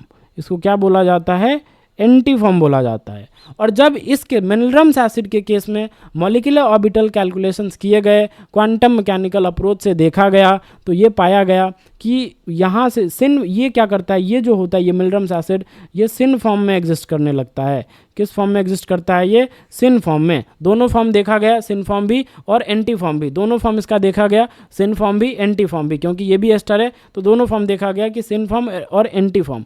तो सिन फॉर्म में पाया गया कि जो H+ का रिमूवल है वो ईजी है compare to anti form. H+ का रिमूवल जो है वो ईजी है कंपेयर टू एंटी फॉर्म। तो इसीलिए यहाँ पे जो पीके आई है वो अनयूजुअली 7.3 आई है। जो हमने सोचा था, जिसको हमने थर्ड पे रखा था, वही टॉप कर गया। And minerals acid usually unusually a strong acid. तो ध्यान रखना, ये कंपैरिजन आपसे पूछा जा सकता है। ठीक है, इसीलिए मैंने बताया। तो ये ऑर्डर इनकरेक्ट है। करेक्ट ऑर्डर क्या था अपना? करेक्ट ऑर्डर मैंने यहाँ पे लिखा है, 4 की सबसे ज़्यादा, मिनरल्स एसिड की सबसे ज़्यादा, फिर अपना वही डिमडोन जो साइक्लिक कीटोन था वो, फिर फर्स्ट वाला एसाइक्लिक कीटोन वाला, और फिर ये कौन है? ये कौन है बताओ? ये है अपना सेकंड। ये कौन है? ये अपना सेकंड वाला क्या था? सेकंड वाला अपना ये था। कहाँ गया? ये सेकंड वाला था। अरे कहाँ गया भाई? सेकंड वाला ये। तो इस समय तो कोई तकलीफ होनी नहीं चाहिए। यहाँ पे तो हमने लॉजिक लगा दिया, बस फोर्थ वाला ध्यान रखना, फोर्थ वाला सबसे टॉप कर जाता है, मिनरल्स एसिड, जिसकी पीके 7.32 के आसपास या 7.3 रफली इसके आसपास होती है। आई समझ में? तो ये कुछ क्वेश्चन बच गए थे एसिडिक स्ट्रेंथ पे, जो कि मैंने आपको बता दिया। ठीक है, आप इनको ध्यान रखना, डेफिनेटली ध्यान रखना। ठीक है, चलो ये सब क्वेश्चन मैंने पहले ही लेक्चर में मैंने बता दिए थे। तो हमने एसिडिक स्ट्रेंथ कर लिया।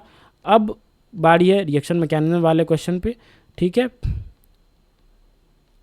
चलो मैं आपको क्वेश्चन देता हूँ, आप अटेम्प्ट करो। ठीक है, चलो दिस क्वेश्चन ये है आपके लिए, आपके स्क्रीन के सामने।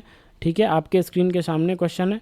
चलो इस क्वेश्चन को आप अटेम्प्ट करो। ठीक है, ये क्वेश्चन है भाई, यही सवाल है, यही। ठीक है, ये क्वेश्चन है। सब कुछ दिख रहा है ना तुम्हें? सब कुछ दिख रहा है, राइट? सब कुछ दिख रहा है ना? हाँ, सब दिख रहा है तुम्हें। सबसे पहले देखो क्या कह रहा है, ये यहाँ से ये मतलब 1,3 डाईमिथाइल बेंजीन बना रखा है, Meta dimethyl benzene. NBSHmu1 equivalent ले रखा है, फिर दूसरा Mg ईथर ले रखा है, A बना है। फिर ये कोई कंपाउंड है, इसकी reaction ethylene glycol in presence of H+, तो B बना। B जैसे ही बना फिर उसमें जो हमने A बनाया उसको मिक्स किया गया, ठीक है। उसके बाद दूसरे स्टेप में जैसे ही आपने A डाल दिया उसके बाद एक्वस HCl डाला गया है, फिर C बना और C में फिर H2SO4 हीट डाल के फिर D बनाया गया, ठीक है। H2SO4 और हीट किया गया तो फिर D बना। तो क्या कह रहा है क्वेश्चन, क्वेश्चन कह रहा है choose the correct statements from the, यहाँ पे क्या है, ये गलत टाइपिंग एरर हो चुकी है, फ्रॉम द गिवन ऑप्शंस, ठीक है।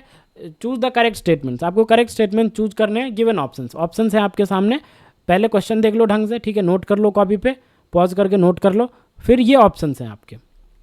पहला ऑप्शन है कि जो यहाँ पे डी था ना, यहाँ पे जो डी था, क्या डी ये है, डी इज क्या, डी ये बनेगा। दूसरा ऑप्शन है formation of C2D involves dehydration step, formation of C2D involves dehydration step. फिर थर्ड मतलब सी ऑप्शन है formation of B2C involves Friedel craft acylation reaction, formation of B2C involves Friedel craft alkylation reaction. आपको बताना है कौन कौन से option सही है। ध्यान रहे 1 और मोर देन 1 करेक्ट हो सकते हैं, 1 और मोर देन 1,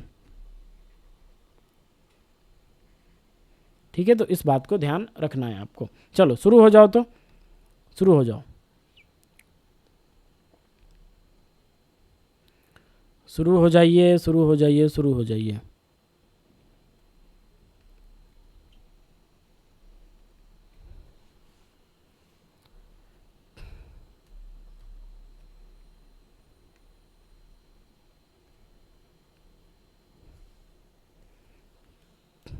चलो तुम अटेम्प्ट करो।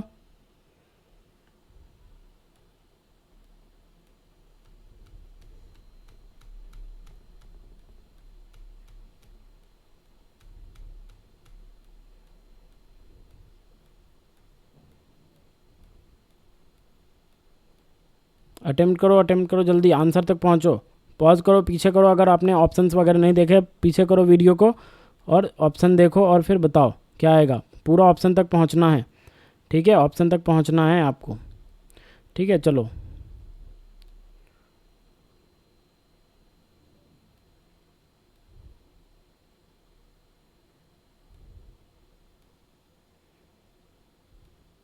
बताओ क्या आया, हुआ?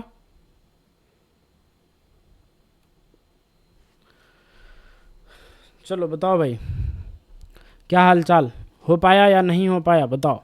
आई होप कर लिया होगा, इजी तो है, कौन सा टफ है, ये इजी है ना, बस थोड़े से स्टेप्स हैं और क्या, इजी है ये।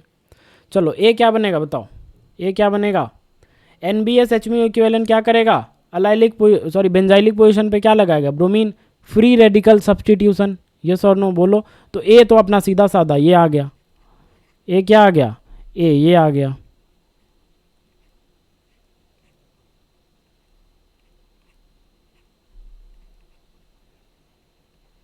BR, यस और नो, ए तो ये आ गया। अब उसके बाद ए ये आ गया, यस और नो, ए ये आ गया ना। अब उसके बाद इसकी रिएक्शन किससे थी, Mg ईथर के साथ, तो Mg ईथर के साथ हम रिएक्शन करवा देंगे। Mg ईथर के साथ क्या बनाया इसने, Mg ईथर के साथ इसने ये बनाया।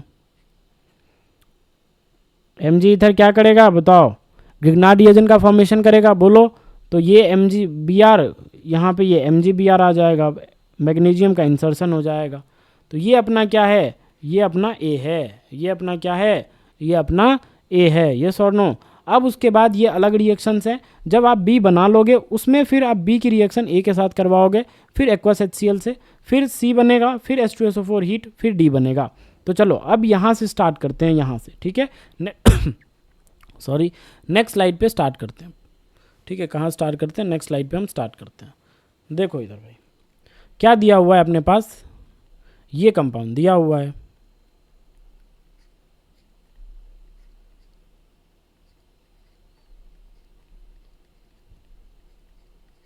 यस और नो, यही दिया हुआ है ना, बोलो हाँ या ना, यही दिया हुआ है।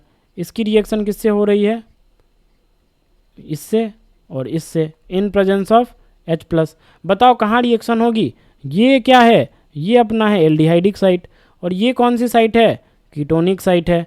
कौन सी ज़्यादा इलेक्ट्रोफिलिक होती है, एल्डिहाइड। अगर एल्डिहाइड ज़्यादा इलेक्ट्रोफिलिक होती है तो इसकी रिएक्शन कहाँ होगी, इस पे, क्या इस साइड पे होगी, तो नहीं, हाँ या ना।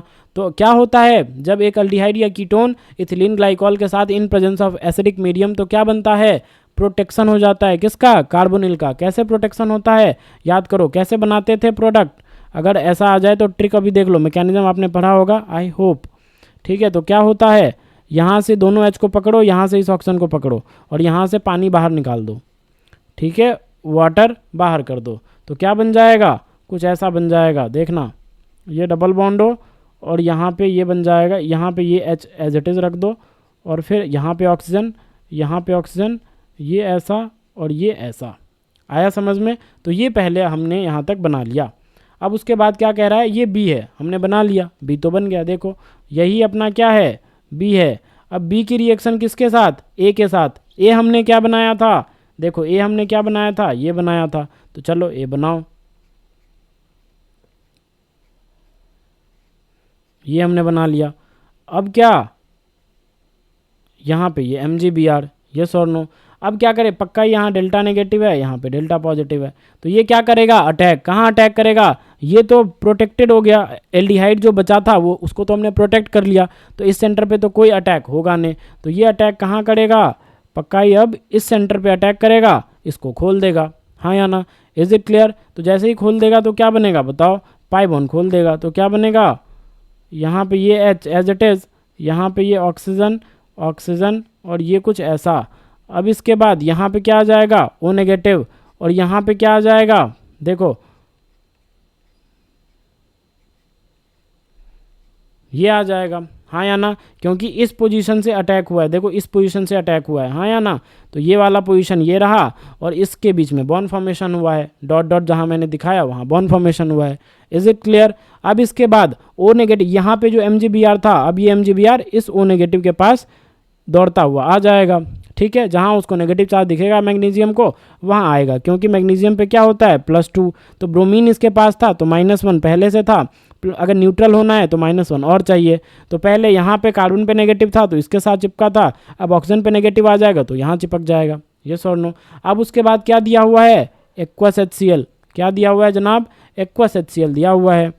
अगर एक्वस HCl दिया हुआ है तो क्या करेगा वो, पक्का ही एक्वस HCl से ये ओ नेगेटिव प्रोटॉन ले लेगा, लेकिन क्या बस ये प्रोटॉन ही लेगा, कुछ और नहीं करेगा क्या, कुछ और भी करेगा। क्या करेगा, इसका डी प्रोटेक्शन कर देगा।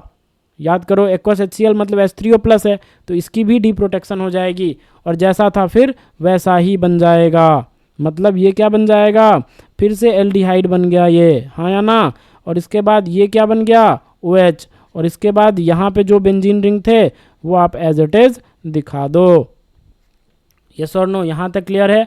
आई होप आपको यहाँ तक क्लियर हुई होंगी चीज़ें। बोलो आया समझ में, बोलो हाँ या ना, पक्का आया समझ में, बोलो आया होगा समझ में। तो यहाँ तक क्या बन गया, ये हमारा क्या बन गया, ये हमारा C बन गया, यस और नो। तो ये हमारा क्या बन गया, ये हमारा C बन गया। अब इसकी रिएक्शन किसके साथ है, H2SO4 हीट के साथ है, यस और नो। H2SO4 हीट के साथ है, देखो H2SO4 हीट के साथ है, क्लियर है। लेकिन क्या अभी ये C बना है, अभी कुछ और नहीं होगा क्या, और भी होगा, देखना जरा ध्यान से। ये अभी परफेक्ट C नहीं बना है, ये अभी परफेक्ट C नहीं बना है, अभी कुछ और चीज़ें होनी बाकी है। देखना ध्यान से भाई, देखना ध्यान से क्या होना बाकी है, देखना ध्यान से। एक्वस HCl है, माइल्डली एसिड है, कोई ज़्यादा तगड़ा एसिड है नहीं। तो मैं स्लाइड लेता हूँ, फिर मैं आपको बताता हूँ कि अब क्या होगा। देखना ध्यान से भाई, हमने क्या बना रखा था अब तक, हमने ये बना रखा था,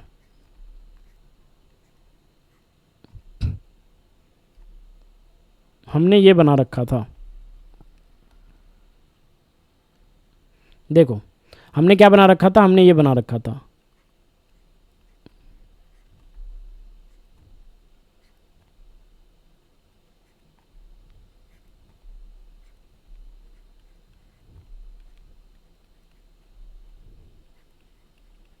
यस और नो, इज इट क्लियर।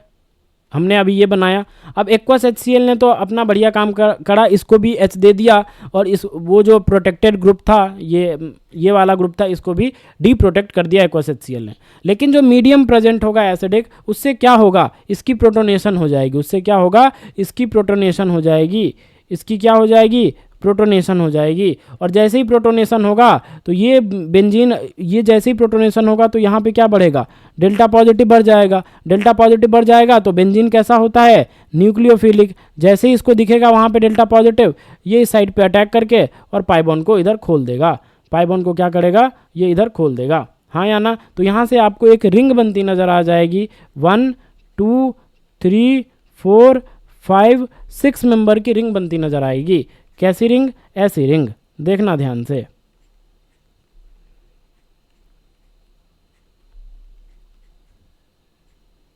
ठीक है, ऐसा, ठीक है। उसके बाद कहाँ कहाँ क्या था, ये वाला पोजीशन अपना 5th था, ये वाला पोजीशन अपना 6th था।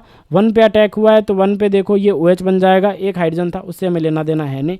ये 1 था अपना, ये 2 था, 2 खाली है। 3 पे क्या था, एक मिथाइल है और एक OH है। ये सॉर्नो, यहाँ तक क्लियर है, ये आ जाएगा। अच्छा, हमने सारे पाई बॉन्ड्स बना दिए, सारे पाई बॉन्ड्स नहीं बनाना था यहाँ पे, क्योंकि जब अगर इस सेंटर से अटैक हुआ है, अगर इस सेंटर से अटैक हुआ है, देखना इस सेंटर से अटैक हुआ था, ये सुनो, इस सेंटर से, अगर इस सेंटर से अटैक हुआ है तो डेफिनेटली ये पाई बॉन्ड यहाँ से गया होगा, तो इस सेंटर पे क्या आया होगा, पॉजिटिव चार्ज। तो मतलब इस सेंटर पे क्या है, पॉजिटिव चार्ज। अगर पॉजिटिव चार्ज आया है तो पक्का ही क्या करेगा, अब एरोमेटिसिटी को रीगेन करेगा। रीगेन कैसे करेगा, ये H+ एलिमिनेट होगा। जैसे ही H+ एलिमिनेट होगा तो क्या हो जाएगा बताओ, ये फिर से बेंजीन रिंग, और ये ऐसा, यहाँ पे ये OH, यहाँ पे ये मिथाइल, और यहाँ पे ये OH, और यहाँ पे ये ऐसा मिथाइल। ये सॉर्नो। अब इसके बाद क्या दे रखा है, और ये अपना आप बन गया C। ये क्या बना, ये C बना, ये सॉर्नो। अब उसके बाद क्या दे रखा है, H2SO4 हीट दे रखा है। H2SO4 हीट दे रखा है। H2SO4 के प्रेजेंस में क्या होगा, ये लोन पेयर भी प्रोटोनेट होगा, ये लोन पेयर भी प्रोटोनेट हो जाएगा, मतलब OH प्रोटोनेट हो जाएंगे। और ये H2SO4 ये क्या है, अल्कोहल से, ये क्या है, अल्कोहल है। अल्कोहल के सामने H2SO4 हीट होता है तो क्या होता है, डिहाइड्रेशन ऑफ अल्कोहल्स। क्या होता है, डिहाइड्रेशन ऑफ अल्कोहल्स, आपने पढ़ा होगा, यस और नो। और अगर डिहाइड्रेशन ऑफ अल्कोहल्स होती है तो डेफिनेटली यहाँ से क्या आ जाएगा, ये बगल वाला H यहाँ से क्या हो जाएगा, यहाँ से वाटर का लॉस, और सामने इधर H है एक, यहाँ से भी क्या, वाटर का loss by the mechanism of carbocation formation. Yes और नो। तो अगर बारी बारी से करूँ, मैं बारी बारी से आपको बताऊं, तो यहाँ पे मैं बताता हूँ कि भाई सबसे पहले तो ये वाला OH जाएगा OH2 बन के, क्योंकि यहाँ पे कार्बोकेटाइन, टर्शियरी कार्बोकेटाइन जनरेट होगा। यस और नो। या इसको भी भेज सकते हो, क्योंकि यहाँ पे बेंजाइलिक कार्बोकेटाइन जनरेट होगा। तो क्योंकि प्रोडक्ट तो सेम ही आने वाले हैं, चलो इसी को पहले बना लेते हैं, क्योंकि बेंजाइलिक बन रहा है, राइट। तो यहाँ पे ये, यहाँ पे ऐसा, यहाँ पे ऐसा, यहाँ पे ऐसा। अब उसके बाद यहाँ पे एक OH है, यहाँ पे H है। अब ये पॉजिटिव चार्ज को न्यूट्रलाइज करने के लिए यहाँ से ये H+ एलिमिनेट होगा, और क्या बना लेगा, फाइनली ये बना लेगा। यहाँ पे ये आ जाएगा, उसके बाद यहाँ पे ये आ जाएगा, और फिर यहाँ पे ये आ जाएगा, ये सोनो पाई बॉन्ड आ जाएगा।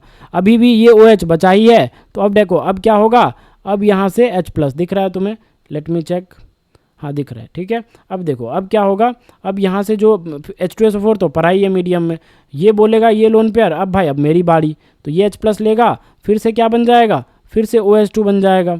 ये और नो बोलो, फिर से क्या बन जाएगा, OH2 बन जाएगा।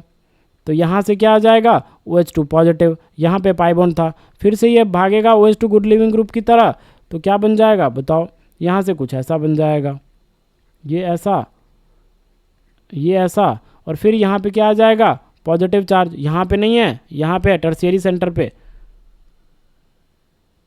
टर्शियरी सेंटर पे है ना, यहाँ पे है पॉजिटिव चार्ज, यहाँ पे pi bond as it is. अब उसके बाद ये वाला H+ एलिमिनेट होगा, और यहाँ से क्या बन जाएगा, अपने आप को हमें क्या मिलता नज़र आएगा, हमें कुछ ये प्रोडक्ट मिलता नज़र आएगा, हमें कुछ ये प्रोडक्ट मिलता नज़र आएगा। और ये कैसा होगा जनाब, यही अपना मेजर प्रोडक्ट होगा, और इसी का नाम क्या दिया गया है, इसी का नाम दिया गया है D। क्या नाम दिया गया है, इसी का नाम दिया गया है D। Is it clear. तो चलो अब ऑप्शंस पे आते हैं। आपको कहानी समझ में आई, क्या कहानी हुई, आई होप आपको समझ में आया होगा। चलो अब क्या नाम दिया गया है, डी। देखना डी इज ये, तो हाँ बिल्कुल सही ऑप्शन है ना, क्योंकि अभी हमने यही बनाया, देखो हमने यही बनाया, देखो सेम है, जैसा ऑप्शन में है वैसा ही है, कलर भी सेम ही है, ठीक है। तो देखो सही मतलब है अपना, ये ऑप्शन सही है, तो A option is the correct answer. देखो क्या कह रहा है, formation of C2D involves dehydration step. C क्या था भाई, सी क्या था, ये था सी, ये याद करो, ये था सी। अब H2SO4 हीट, तो डिहाइड्रेशन ऑफ अल्कोहल ही तो हुआ है। देखो क्या हुआ है इफेक्टिवली, इफेक्टिवली क्या हुआ है, यहाँ से OH और यहाँ से H बाहर, यहाँ से OH और यहाँ से H बाहर, तो इफेक्टिवली वाटर मतलब डिहाइड्रेशन ही तो हुआ है। डिहाइड्रेशन तभी तो मैंने आपको कल भी बताया था, जो कल वाला क्वेश्चन था उसमें डिहाइड्रेशन स्टेप नहीं हो रहा था, लेकिन आज देखो डिहाइड्रेशन स्टेप हो रहा है। यहाँ से H, यहाँ से OH अगर जा रहा होता है तो हम बोलते हैं डिहाइड्रेशन हो रहा है। तो देखो वही तो हो रहा है यहाँ पे इफेक्टिवली देखा जाए तो डेफिनेटली यहाँ पे डिहाइड्रेशन स्टेप C2D में हो रहा है। तो क्या बी ऑप्शन सही है, हाँ बिल्कुल सही है। कह रहा है formation of B2C involves Friedel craft acylation. Acylation होने के लिए क्या था, असाइलियम केटायन बनना चाहिए था, लेकिन कहीं पे असाइलियम केटायन बनता हुआ नजर आया क्या, नहीं आया। ये जो बेंजीन वाला अटैक हुआ है, डेफिनेटली यहाँ पे ये जो अटैक हुआ है वो EAS मैकेनिज्म को फॉलो किया है, इलेक्ट्रोफिलिक एरोमेटिक सब्स्टिट्यूशन को। लेकिन देखना जरा पहले सॉरी, पहले इस पोजीशन पे क्या था, एक हाइड्रोजन था, लेकिन अब इस पोजीशन पे क्या है, हाइड्रोजन हटके ये अल्काइल ग्रुप जुड़ गया, मतलब अल्काइलेशन हुई है, न कि असाइलेशन। क्या हुआ है, अल्काइलेशन हुई है, न कि असाइलेशन। क्या हुआ है, अल्काइलेशन हुई है, न कि असाइलेशन। इज इट क्लियर, क्या हुआ है, अल्काइलेशन हुआ है, यस और नो, अल्काइलेशन हुआ है, न कि क्या, असाइलेशन, ठीक है। तो यहाँ पे हम बोल सकते हैं कि भाई असाइलेशन नहीं हुआ है बल्कि अल्काइलेशन हुआ है, क्योंकि फ्रीडल क्राफ्ट अल्काइलेशन तभी होगा जब EAS मैकेनिज्म से जाएगा, मतलब इलेक्ट्रोफिलिक एरोमेटिक सब्स्टिट्यूशन से जाएगा, तो डेफिनेटली EAS मैकेनिज्म से जा रहा है। तो हम बोल सकते हैं कि इसका आंसर जो होगा A, B, D। यस और no, ABD is the correct answer. I hope आपको ये क्वेश्चन समझ में आया होगा, आया या नहीं आया बताओ, आया समझ में, आई होप आया होगा, आ गया पक्का, ABD is the correct answer. अब उसके बाद कुछ और क्वेश्चंस हैं, करना चाहोगे, बिल्कुल अभी हमारे पास समय है तो क्यों नहीं करें, कुछ क्वेश्चंस और हम करना चाहेंगे, ठीक है। चलो एसिडिक स्ट्रेंथ पे फिर से वापस आते हैं, एक क्वेश्चन और बच गया था, ये वाला मैंने करवा दिया था आपको, ये करो, ये भी अच्छा क्वेश्चन है, ठीक है, ये करो भाई, ये भी अच्छा क्वेश्चन है, ये फर्स्ट है, ये सेकेंड है और ये थर्ड है, ठीक है, दिख रहा है तुम्हें, अरे थोड़ा सा वो नहीं दिख रहा है ना, देखो फर्स्ट वाला जो कंपाउंड है ना वो ये है,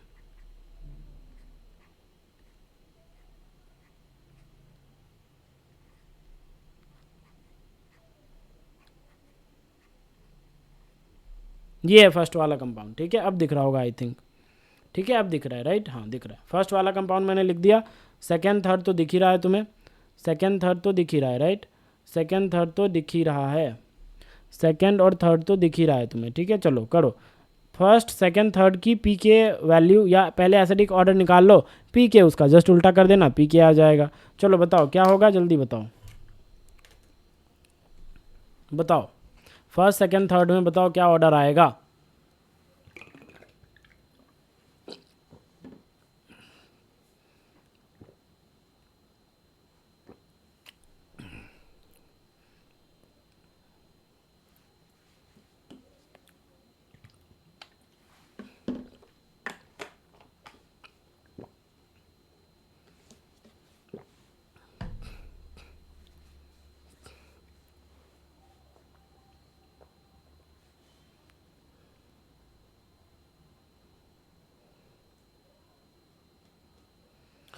बताओ बताओ बताओ, pause the video and attempt it, okay, pause the video and attempt it. 1 2 3 में क्या ऑर्डर आना चाहिए, क्या लगता है आपको क्या आना चाहिए ऑर्डर। चलो शुरू करता हूँ मैं, फिर आप मैच कर लेना, ठीक है। चलो देखो, सबसे पहले तो एक स्लाइड लेने दो मेरे को, स्लाइड भैया आप आ जाओ। चलो देखो, पहला कंपाउंड ये था, दूसरा ये है, तीसरा ये है, ठीक है भाई। पहला क्या था अपना, पहला ये है, बनाते हैं पहला,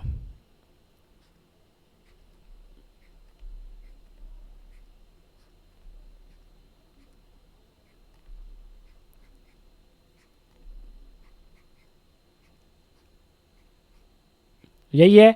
अगर इसका कॉन्जुगेट बेस बनाया जाए तो पक्का ही कैसा बनेगा, पक्का ही ऐसा बनेगा।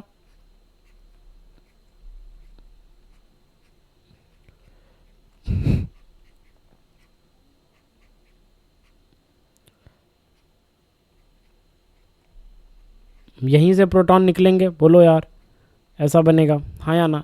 सिमिलरली अब दूसरा कंपाउंड क्या है अपना, दूसरा कंपाउंड कुछ ऐसा है।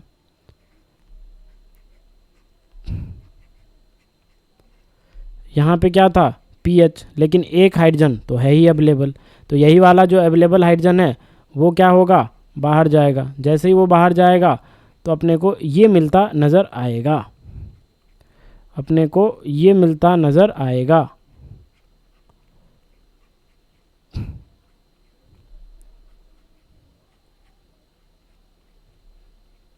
यस और नो, अपने को ये मिलता नज़र आएगा। तीसरा वाला जो है, तीसरा वाला मैं इसको यहीं बनाता हूँ, तीसरे वाले को।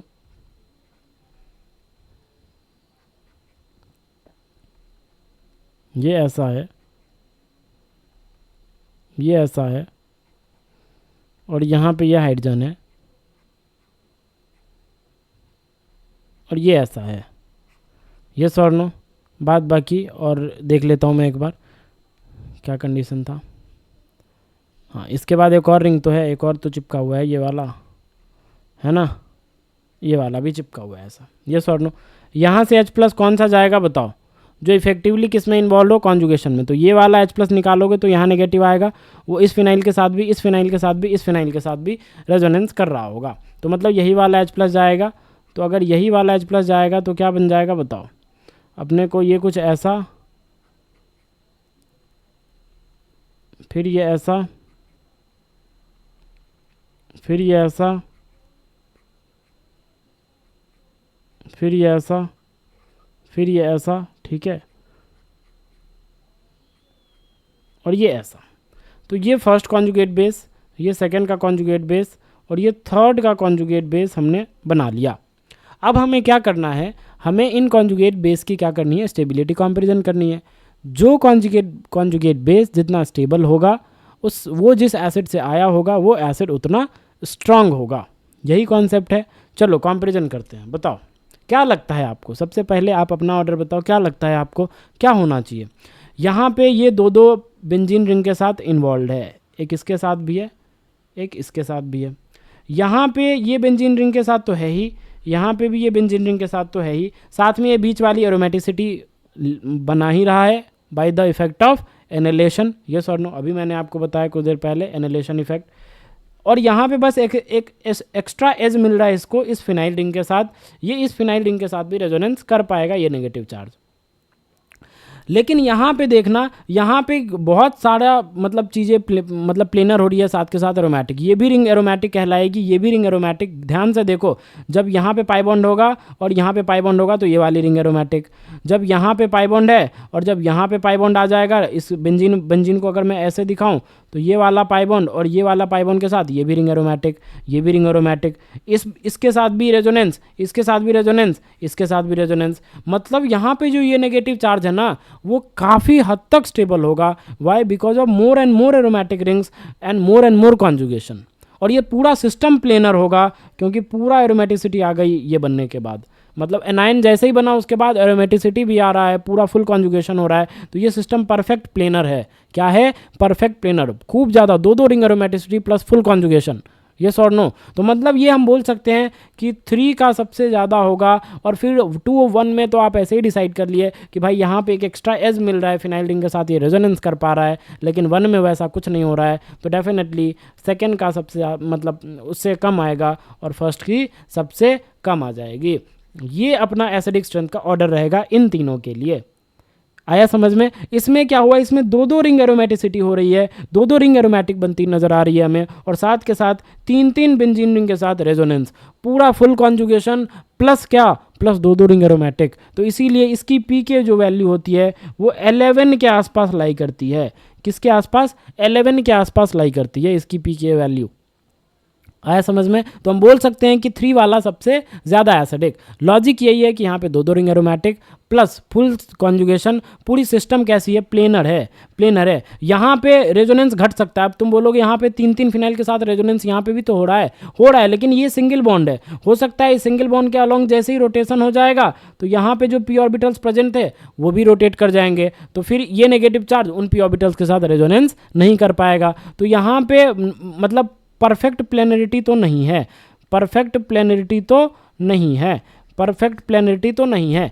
यहाँ पे परफेक्ट प्लेनरिटी है, परफेक्ट प्लेनरिटी है, क्योंकि यहाँ पे कोई और घूमेगा, कोई रोटेट होने का चांस तो है नहीं, तो यहाँ पे परफेक्ट प्लेनरिटी है, फुल कॉन्जुगेशन है। लेकिन यहाँ पे बस एक ही रिंग एरोमेटिक हो रही है, यहाँ पे 2 रिंग एरोमेटिक प्लस 3 फिनाइल के साथ रेजोनेंस, 3 बेंजीन रिंग के साथ रेजोनेंस, वो इसको सबसे ज़्यादा एसिडिक बना देगा 3 को, compare to second and compare to first. और फिर सेकेंड में सबसे सेकेंड की ज़्यादा आ जाएगी कंपेयर टू 1, क्योंकि कभी ना कभी तो इसके साथ रेजोनेंस वो किया ही होगा ये नेगेटिव चार्ज, इसीलिए सेकेंड वाला ज़्यादा फर्स्ट के मुकाबले। आया समझ में? अब मैं आपसे फिर भी एक क्वेश्चन पूछना चाहूँगा कि भाई अगर मैं इसी ग्राउंड पे क्या करूँ, मैं इसको इन्वॉल्व कर डालूँ, इसके बारे में क्या ख्याल है आपका? मतलब इसको भी इन्वॉल्व कर लो। अब इसको ना, अब क्या कर लो इसको, अब करो 1, ये 2, ये 3, अब ये 4। अब बताओ 1 2 3 4 का क्या इरादा है? 1 2 3 4 में क्या होगा? यहाँ से H+ निकालोगे तो डेफिनेटली क्या बन जाएगा, डेफिनेटली अपने को क्या मिल जाएगा, कुछ ऐसा मिल जाएगा। यस और नो, ये हमें कंपाउंड मिलता नजर आएगा। तो मेरा आपसे क्वेश्चन है कि 1 2 3 4 में क्या कहना है आपका, क्या होगा 1 2 3 4 में क्या होगा बताओ? अब देखना होता क्या है, यहाँ पे जो ऑर्डर आती है 1 2 3 4 में, जो 1 2 3 4, यहाँ जो मैंने इसको 1 बोला, इसको 2 बोला, इसको 3 बोला, इसको 4 बोला, यहाँ पे जो ऑर्डर होती है अभी भी 4 की ही ज़्यादा होगी, सबसे ज़्यादा, because of more aromatic rings as well as more conjugation, perfect full conjugation, system पूरा प्लेनर है, तो डेफिनेटली यहाँ पे इसकी सबसे ज़्यादा आती है। और मैंने अभी भी बताया इसकी पी के वैल्यू 11 होती है, लेकिन इसकी पी के वैल्यू कहाँ पे आती है, 16 के आसपास आती है। तो अभी भी 4 की ज़्यादा होगी, लेकिन इन दोनों के मुकाबले में अब ये जीतेगा फर्स्ट वाला, इसके मुकाबले और इसके मुकाबले कौन जीतेगा, ये फर्स्ट वाला जीतेगा, क्योंकि सेकेंड और थर्ड में क्या लग रहा है, एनालेशन इफेक्ट। क्या लग रहा है, एनालेशन इफेक्ट। ये अकेला एरोमेटिक हो रहा है, ये दूसरे का सहारा लेके एरोमेटिक हो रहा है, ये दूसरे का सहारा लेके एरोमेटिक हो रहा है, ये बीच वाली रिंग पेंटेन, साइक्लोपेंटेन वाली ring, in case of second and third. But in case of first वो अकेला एरोमेटिक है, और जो अकेला उखाड़ता है उसको ज़्यादा दुनिया जानती है कंपेयर टू जो किसी का साथ लेके या किसी और पर्सन का साथ लेके उखाड़ती है। यस और नो, तो उसको दुनिया उतना नहीं जानती। तो इसीलिए इस एरोमेटिक को हम उतना नहीं जानेंगे, इस एरोमेटिक को हम उतना नहीं जानेंगे जितना हम इस एरोमेटिक को जानेंगे। तो इसीलिए हम बोल सकते हैं कि 4 की सबसे ज़्यादा, फिर 1 की, फिर किसकी, फिर आ जाएगी 2 और 3 में किसकी, 3 की ज़्यादा। क्यों? क्योंकि यहाँ पे एक्स्ट्रा एज मिल रहा है किसके थ्रू, फिनाइल रिंग के थ्रू, और फिर 2 की, 4 1 3 2 आ जाएगा यहाँ पे ऑर्डर। मतलब अगर ये मतलब मेन पता है क्या बताना था मेरे को इसमें, 1 और 4 के बीच में कैसे कंपैरिजन होगा, क्या अभी भी 1 की ज़्यादा हो जाती?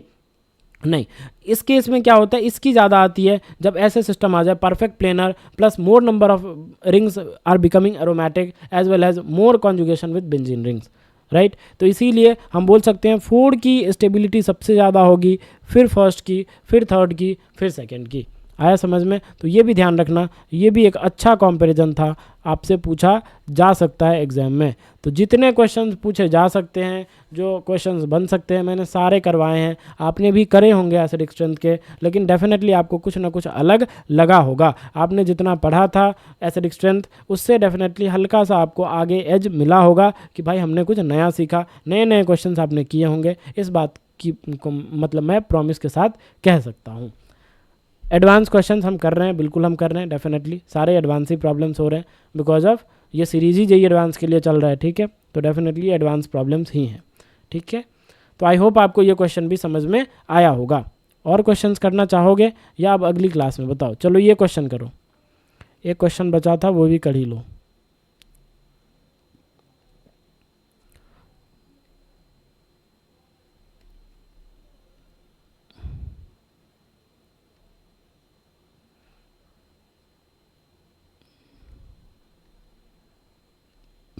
करना चाहोगे या अगली क्लास में, बताओ।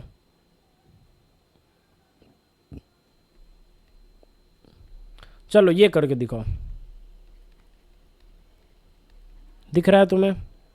मुझे नहीं लगता, नहीं दिख रहा है ना।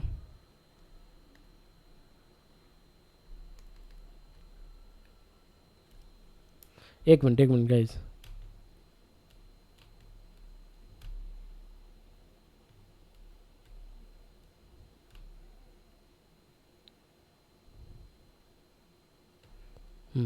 अब दिख रहा है?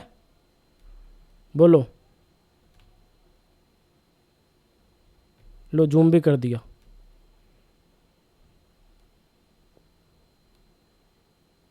अब दिख रहा है, राइट? चलो जूम भी कर दिया और अब दिख रहा है। बताओ इस क्वेश्चन को जल्दी सॉल्व करो फटाक से। और आपको क्या करना है, आपको आइडेंटिफाई करना है, ठीक है? ये थोड़ा सब्जेक्टिव टाइप का है, आपको आइडेंटिफाई करना है। Identify P Q and R. चलो जल्दी पॉज करो और फटाक से कर लो, ठीक है? पॉज करो और फटाक से कर लो क्वेश्चन को, ठीक है? आसानी है, कोई ज़्यादा ये टफ तो नहीं है, बस थोड़ा सा दिमाग लगाओ, हो जाएगा आराम से। देखो सबसे पहले ये हमारे पास सबस्ट्रेट दे रखा है, इसकी रिएक्शन Mg ईथर से हो रखी है। तो Mg ईथर से हो रखी है तो बताओ क्या होगा? Mg ईथर से अगर हो रखी है तो क्या होगा? यहाँ पे तुम्हें अल्काइल हेलाइड वाला बॉन्ड नज़र आ रहा है, तो डेफिनेटली यहाँ पे क्या होगा? मैग्नीशियम का इंसर्शन। तो सबसे पहले किसकी फॉर्मेशन होगी? ग्रिग्नार्ड रिएजन की फॉर्मेशन होगी। यस और नो बोलो, तो क्या बनता नज़र आएगा? सबसे पहले Br, फिर ये Mg, और बाद बाकी जो है एज इट इज़ हमने ये कर दिया। यस और नो, हमने ऐसा कर दिया। हाँ या ना? आया समझ में? अब देखो अब क्या होगा, इसके पास क्या है? डेल्टा नेगेटिव, और विद इन मॉलिक्यूल तुम्हारे पास साइनाइड ग्रुप है जिसमें डेल्टा नेगेटिव डेल्टा पॉजिटिव है। मतलब ये कार्बन कैसा बन चुका है? Electrophilic centre. तो ये क्या करेगा? ये इस पे अटैक कर देगा, इंट्रामॉलिक्यूलर अटैक। यस और नो? तो हमें रिंग बनती नजर आएगी, 1 2 3 4 5 6। कितने मेंबर की रिंग बनती नजर आएगी? 6 मेंबर की रिंग बनती नजर आएगी। तो देखो अब रिंग हम बनाते हैं 6 मेंबर की। चलो इसको मैं बोलता हूँ 1 था ये, और इसको मैं बोलता हूँ ये 6 था जिस पे अटैक हुआ है। जैसे ही इस कार्बन पे अटैक होगा जनाब, तो पक्का ही आप जरूर बोलोगे कि यार अगर इस पे अटैक होगा तो ये वाला पाई बॉन्ड खुल के नाइट्रोजन पे चला जाएगा। तो नाइट्रोजन पे क्या आ जाएगा?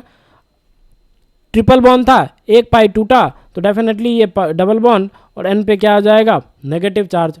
यस और नो? आया समझ में? एन पे क्या आ जाएगा? Negative charge. अब इसके बाद देखना क्या हो जाएगा। यहाँ तक क्लियर है? हाँ, अब सब कुछ ये था अपना 6, ये 6 के बगल में क्या रहा होगा? 5, 5 पे कोई सब्स्टिट्यूएंट नहीं लगा है। फिर यहाँ क्या रहा होगा? 4, यहाँ पे 3, यहाँ पे 2। यहाँ तक क्लियर है? अब उसके बाद H3O+ दिया हुआ है, H3O+ से क्या करेगा बोलो? अब ये MgBr इसके पास चिपक गया होगा, बोलो। जहाँ पे नेगेटिव वहाँ पे MgBr आ जाता है, हाँ या ना? अब H3O+ दिया हुआ है, तो H3O+ क्या किस लिए दिया हुआ है? ताकि ये नेगेटिव चार्ज इस H+ को ले सके और ये इलेक्ट्रॉन डेंसिटी इधर शिफ्ट हो जाएगी। तो क्या बन जाएगा अपना? यहाँ से इमीन जनरेट होता हुआ नज़र आएगा, इमीन जनरेट होता हुआ नज़र आएगा। यस और नो? ये अपना इमीन है, हाँ या ना? आ रहा है समझ में? ये अपना क्या है? इमीन बनता नज़र आएगा। लेकिन क्या दे रखा है इसने? इसने H3O+ दे रखा है, मतलब थोड़ी सी मीडियम एसिडिक भी है।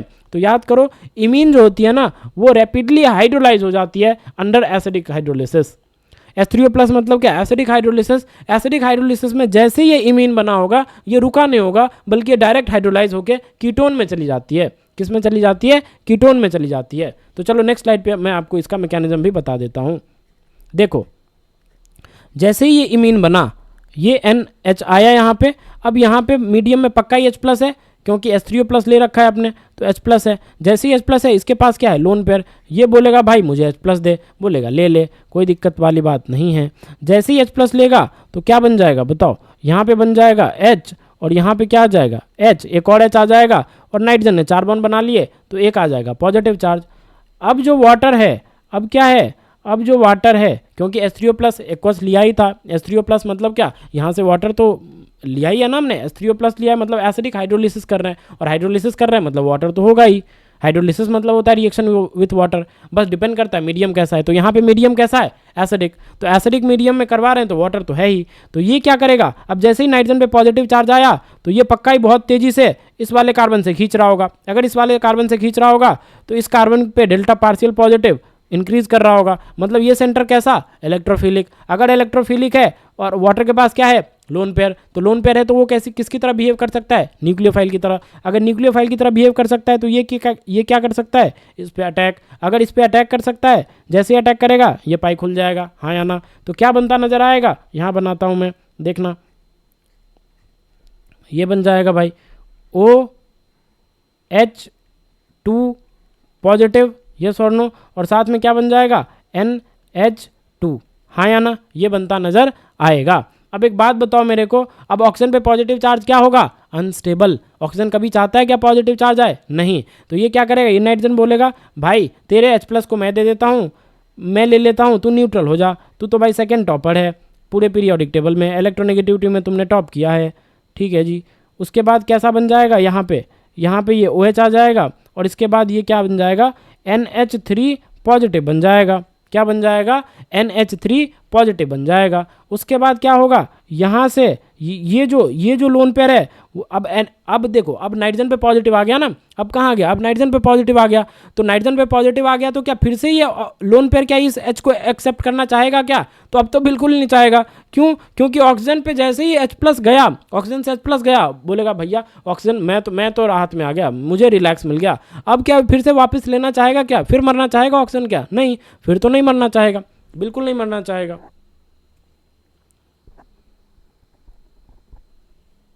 यस और नो, अब मरना चाहेगा क्या, अब बिल्कुल मरना नहीं चाहेगा। अगर ये बिल्कुल मरना नहीं चाहेगा तो अब ये क्या करेगा, ये बोलेगा नाइट्रोजन तुमने मेरा H+ तो ले लिया, बहुत अच्छी बात है, लेकिन भाई अब मैं दोबारा H+ ले नहीं सकता, तुम रहोगे तो तुम मुझसे मांगते रहो कि भाई मेरा H+ ले ले, मुझे न्यूट्रल कर दे। मैं बोलता हूँ भाई मैं ले तो नहीं सकता, लेकिन एक काम जरूर कर सकता हूँ, तुझे आज़ाद कर सकता हूँ हमेशा के लिए, मैं अपना लोन पे रिवर्ट करता हूँ और तुझे भगा सकता हूँ, ले हो जा न्यूट्रल। बहुत चिल्ला रहा था न्यूट्रल कर दे, न्यूट्रल कर दे, ले कर दिया न्यूट्रल, हो जा न्यूट्रल तू।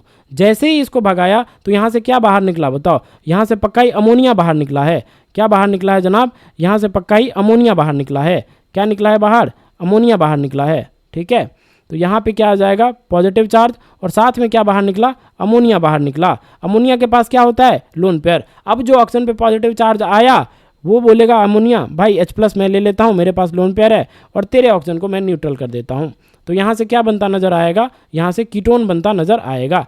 देखो इमीन से कीटोन कैसे आती है आपको पता चला होगा, ये मैकेनिज्म है, इमीन से कीटोन तक का आने का सफ़र है ये, ठीक है। इमीन से कीटोन तक का आने का सफ़र था ये, आया समझ में। अब जैसे ही NH3 ने क्या किया, इस H+ को लिया तो साथ में क्या बना लिया होगा, NH4 बना लिया होगा। जैसे ही NH4 बना तो इसके पास लोन पेयर खत्म हो गया। अगर लोन पेयर खत्म हो गया तो फिर ये इस कार्बोनिल पे अटैक नहीं मार सकता, मतलब रिएक्शन अब रिवर्ट डायरेक्शन में नहीं जाएगी, यहीं पे रुक जाएगी, हाँ या ना। लेकिन अगर ये H+ को नहीं लेता तो पॉसिबिलिटी थी कि NH3 फिर से यहाँ पे अटैक मार के और फिर से ये जनरेट कर ले, हाँ या ना। तो इसीलिए मीडियम एसिडिक रखा जाता है, ताकि जो लास्ट में अमोनिया बाहर निकले वो H+ के साथ रिएक्ट करके अमोनियम आयन में कन्वर्ट हो जाए और फिर वो कार्बोनिल पे अटैक नहीं मार पाए।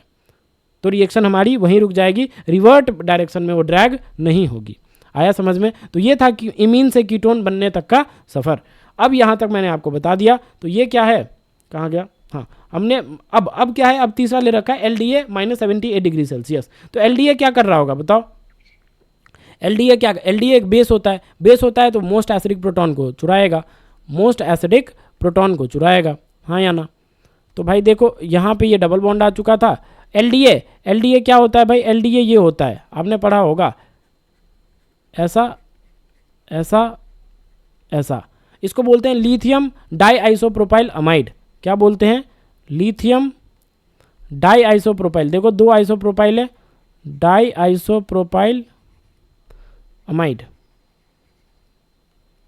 ठीक है, ये फुल फॉर्म होता है। बल्कि बेस होता है, कैसा बेस होता है, बल्कि बेस होता है, ठीक है। तो LDA क्या करेगा, बेस है तो डेफिनेटली यहाँ पे जो H है इसको चुराएगा, क्योंकि या तो इस H को चुरा ले या तो इस H को, बात तो बराबर ही है। जैसे ही H+ को चुराएगा उसके बाद क्या बनता नजर आएगा, देखना ये कुछ ऐसा, और ये इसके साथ रेजोनेंस करके इनोलेट आयन फॉर्म करता नजर आएगा, हाँ या ना। ये इनोलेट आयन, और एक इसकी रेजोनेटिंग स्ट्रक्चर कुछ ऐसी भी, ये यस और नो, हाँ या ना, यहाँ तक क्लियर है चीज़ें? आई होप क्लियर हुई होगी। अब उसके बाद क्या है, अब उसके बाद हमें ये दे रखा है मिथाइल विनाइल कीटोन। देखो ये मिथाइल, ये ग्रुप विनाइल, और ये कीटोनिक ग्रुप, तो इसको क्या बोलते हैं? मिथाइल विनाइल कीटोन बोलते हैं। मिथाइल विनाइल कीटोन बोला जाता है इसे, methyl vinyl ketone. Short form में MVK भी बोलते हैं, शॉर्ट फॉर्म में क्या बोलते हैं? MVK भी बोलते हैं, मिथाइल विनाइल कीटोन। तो अब इसकी रिएक्शन किससे हो रही है? मिथाइल विनाइल कीटोन से हो रही है। तो देखो मिथाइल विनाइल कीटोन क्या है, कुछ ऐसा है। ये क्या कर रहा होगा, ये अल्फा बीटा अनसैचुरेटेड दिख रहा है या नहीं दिख रहा है? तो ये नेगेटिव चार्ज क्या करेगा, 1,4 एडिशन करेगा, माइकल एडिशन जिसको आपने पढ़ा होगा। तो ये जैसे ही इस पर अटैक करेगा, ये इधर शिफ्ट होगा, ये इधर शिफ्ट हो जाएगा। तो क्या बन जाएगा बताओ? ये कुछ ऐसा बनता नजर आएगा। यहाँ पे डबल बॉन्ड हो, यहाँ पे जिस कार्बन, इस कार्बन पे अटैक हुआ है तो ये आ जाएगा, फिर ऐसा ये पाई बॉन्ड इधर शिफ्ट हुआ, और यहाँ पे क्या है, O पे नेगेटिव आ गया, और यहाँ पे ये मिथाइल ग्रुप था तो यहाँ पे हम एक मिथाइल ग्रुप लगा देंगे। यहाँ तक क्लियर है? अब उसके बाद क्या होगा, H+ के प्रेजेंस में, H+ के प्रेजेंस में ये क्या हो जाएगा, न्यूट्रल। ये फिर से ये इधर वापस आएगा, और ये पाई बॉन्ड चलेगा, इस H+ को ले लेगा। तो क्या बन जाएगा बताना, क्या बन जाएगा? ये अपना ये कुछ ऐसा बन जाएगा, और फिर ये कुछ ऐसा, फिर ये ऐसा, फिर ये ऐसा। अब उसके बाद देखो, अब उसके बाद क्या बन जाएगा, यहाँ पे डबल बॉन्ड हो, और यहाँ पे मिथाइल, क्योंकि देखो कितने कार्बन है, 1 2 3, और ये मिथाइल वाला 4 कार्बन। तो देखो ये 1 2 ये 3, और ये मिथाइल वाला 4 कार्बन। मतलब अगर मैं यहाँ बनाऊँ तो अपना ये बन चुका है अभी। यस और नो बताओ? 1 2 3, और यहाँ पे ये मिथाइल। आया समझ में? दिख रहा है तुम्हें? आई होप दिख रहा होगा। ये नो, हाँ दिख रहा है, ठीक है। चलो, तो ये हमने बना लिया। अब उसके बाद क्या था, अब इसके बाद क्या दे रखा है, अब इसके बाद OH- और हीट दे रखा है। अभी जो हमने बनाया वो क्या बना, वो Q बना लिया हमने जो बनाया वो क्या बना लिया, ये Q बना लिया। अब इसकी रिएक्शन किसके साथ, OH- और हीट के साथ। तो कर लेते हैं, ठीक है। चलो 1 मिनट मुझे स्लाइड फिक्स करने दो। ठीक है, देखो ये था अपना, हमने ये बना लिया है ना, हमने ये बना लिया। अब देखो हमने क्या बना लिया, हमने अभी ये बनाया है जस्ट,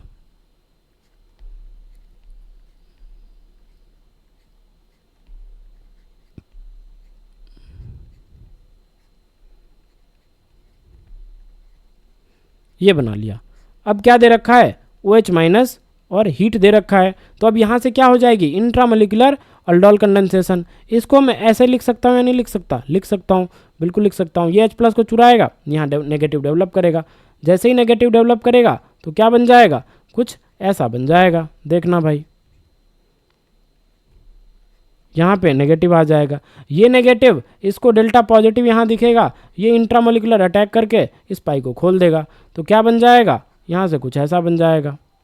आ रही है चीज़ें समझ में? बोलो कितने मेंबर की रिंग, 1 2 3 4 5 6, 6 मेंबर की रिंग बनती नज़र आ रही है, हाँ या ना? क्या बनता नज़र आ रहा है, 6 मेंबर की रिंग बनती नज़र आ रही है। कैसी बन जाएगी, ऐसी बन जाएगी। और यहाँ पे क्या आ गया, O नेगेटिव आ गया। बाद बाकी इस सेंटर ने अटैक करा था तो ये क्या था, 1, ये क्या था 2, 2 पे क्या था, कार्बोनिल। आया समझ में, हाँ या ना? क्लियर हो रही हैं चीज़ें? अब देखो इसने OH- ने H को लिया था तो पक्का ही वाटर भी निकला होगा, उसी वाटर से क्या करेगा, ये जो है ये वाला O नेगेटिव इस वाटर से H+ को लेगा। जैसे ही H+ लेगा तो यहाँ से OH- आज़ाद हो जाएगा। तो क्या बन जाएगा बताना, यहाँ पे ये ऐसा, यहाँ पे ये ऐसा, यहाँ पे ये डबल बॉन्ड, और यहाँ पे क्या बन जाएगा, OH बन जाएगा। जैसे ही वो OH- बना था, वो OH- अब क्या करता है, यहाँ पे डिहाइड्रेशन स्टेप होता है E1CB मैकेनिज्म से, याद करो, क्योंकि हीट भी दिया हुआ है। इस H को पकड़ेगा, ये नेगेटिव चार्ज इधर शिफ्ट होगा। जैसे ही इधर शिफ्ट होगा तो यहाँ से क्या बन जाएगा, ये बन जाएगा। यहाँ पे डबल बॉन्ड हो, यहाँ पे नेगेटिव चार्ज, और यहाँ पे क्या है, यहाँ पे OH। अब E1CB मैकेनिज्म में क्या होता था, ये नेगेटिव चार्ज इधर रिवर्ट करेगा और इस OH को भगा देगा। मैकेनिज्म कौन सा फॉलो हो रहा है डिहाइड्रेशन स्टेप में, E1CB। लेकिन एसिडिक मीडियम अल्डोल में क्या होता है, E1 मैकेनिज्म। मैंने आपको वही बता रखा है पिछले लेक्चर्स में, यस और नो। तो यहाँ पे क्या आ जाएगा, यहाँ पे ये ऐसा, और यहाँ पे ये ऐसा, यहाँ पे पाई बॉन्ड आ गया, और यहाँ पे ये डबल बॉन्ड आ गया। तो ये अपना क्या है, ये हमने क्या बना लिया, अभी जो हमने बनाया वो क्या था, वो आर है। तो हमने पी क्यू आर सारा बना लिया, हमने पी क्यू आर सारा बना लिया, यस और नो। तो अभी जो हमने बनाया वो क्या है, कहाँ गया कहाँ गया, ये रहा, हमने ये क्या बनाया, आर। आर क्या है, 2 6 मेंबर रिंग है, फ्यूज्ड है, ठीक है, ऐसा और ये ऐसा। ये अपना क्या है, ये अपना है आर, ये अपना क्या है, ये अपना आर है। आया समझ में? आई होप तुम्हें सारी चीज़ें समझ में आई होगी। अगर कोई भी डाउट परसिस्ट होता है, I request you, I humble request you, please mention me in the comment section, as well as you can ask me on that Telegram channel as well. इसीलिए मैंने वो QR कोड शेयर किया है, तुम वहाँ मुझे पूछ सकते हो, मैं रिप्लाई करूँगा भाई, डेफिनेटली रिप्लाई करूँगा, ठीक है। तो तुम वहाँ पूछ सकते हो, इसलिए मैंने शेयर किया है। बाद बाकी ये PDF ये क्लास स्लाइड्स अगर मुझे भेजना होगा तो तुम उसको एक्सेस कर सकते हो, ठीक है। इसलिए मैंने वो टेलीग्राम QR कोड शेयर किया है। मेरे यूट्यूब चैनल पे मेरे बारे में जानना होगा तो वहाँ पे जब जाओगे तुम, तो उसके बाद वहाँ भी मैंने शेयर किया है टेलीग्राम चैनल का लिंक, तो वहाँ से भी तुम अटैच हो सकते हो, ठीक है। तो आई होप तुम्हें सब कुछ समझ में आया होगा। कोई भी डाउट हो तो please mention me in the comment section, और तुम वहाँ भी पूछ सकते हो, कोई दिक्कत वाली बात नहीं है। I will be happy to reply, कहीं भी पूछो, कोई दिक्कत वाली बात नहीं है। चलो आज का सेशन यहीं एंड करते हैं, मिलते हैं नेक्स्ट सेशन में। तब तक के लिए जय हिंद जय भारत, मेहनत करते रहें इसी तरह जब तक कि एग्ज़ाम 4 ना दें आप, ठीक है। चलो बाय, मिलते हैं नेक्स्ट सेशन में।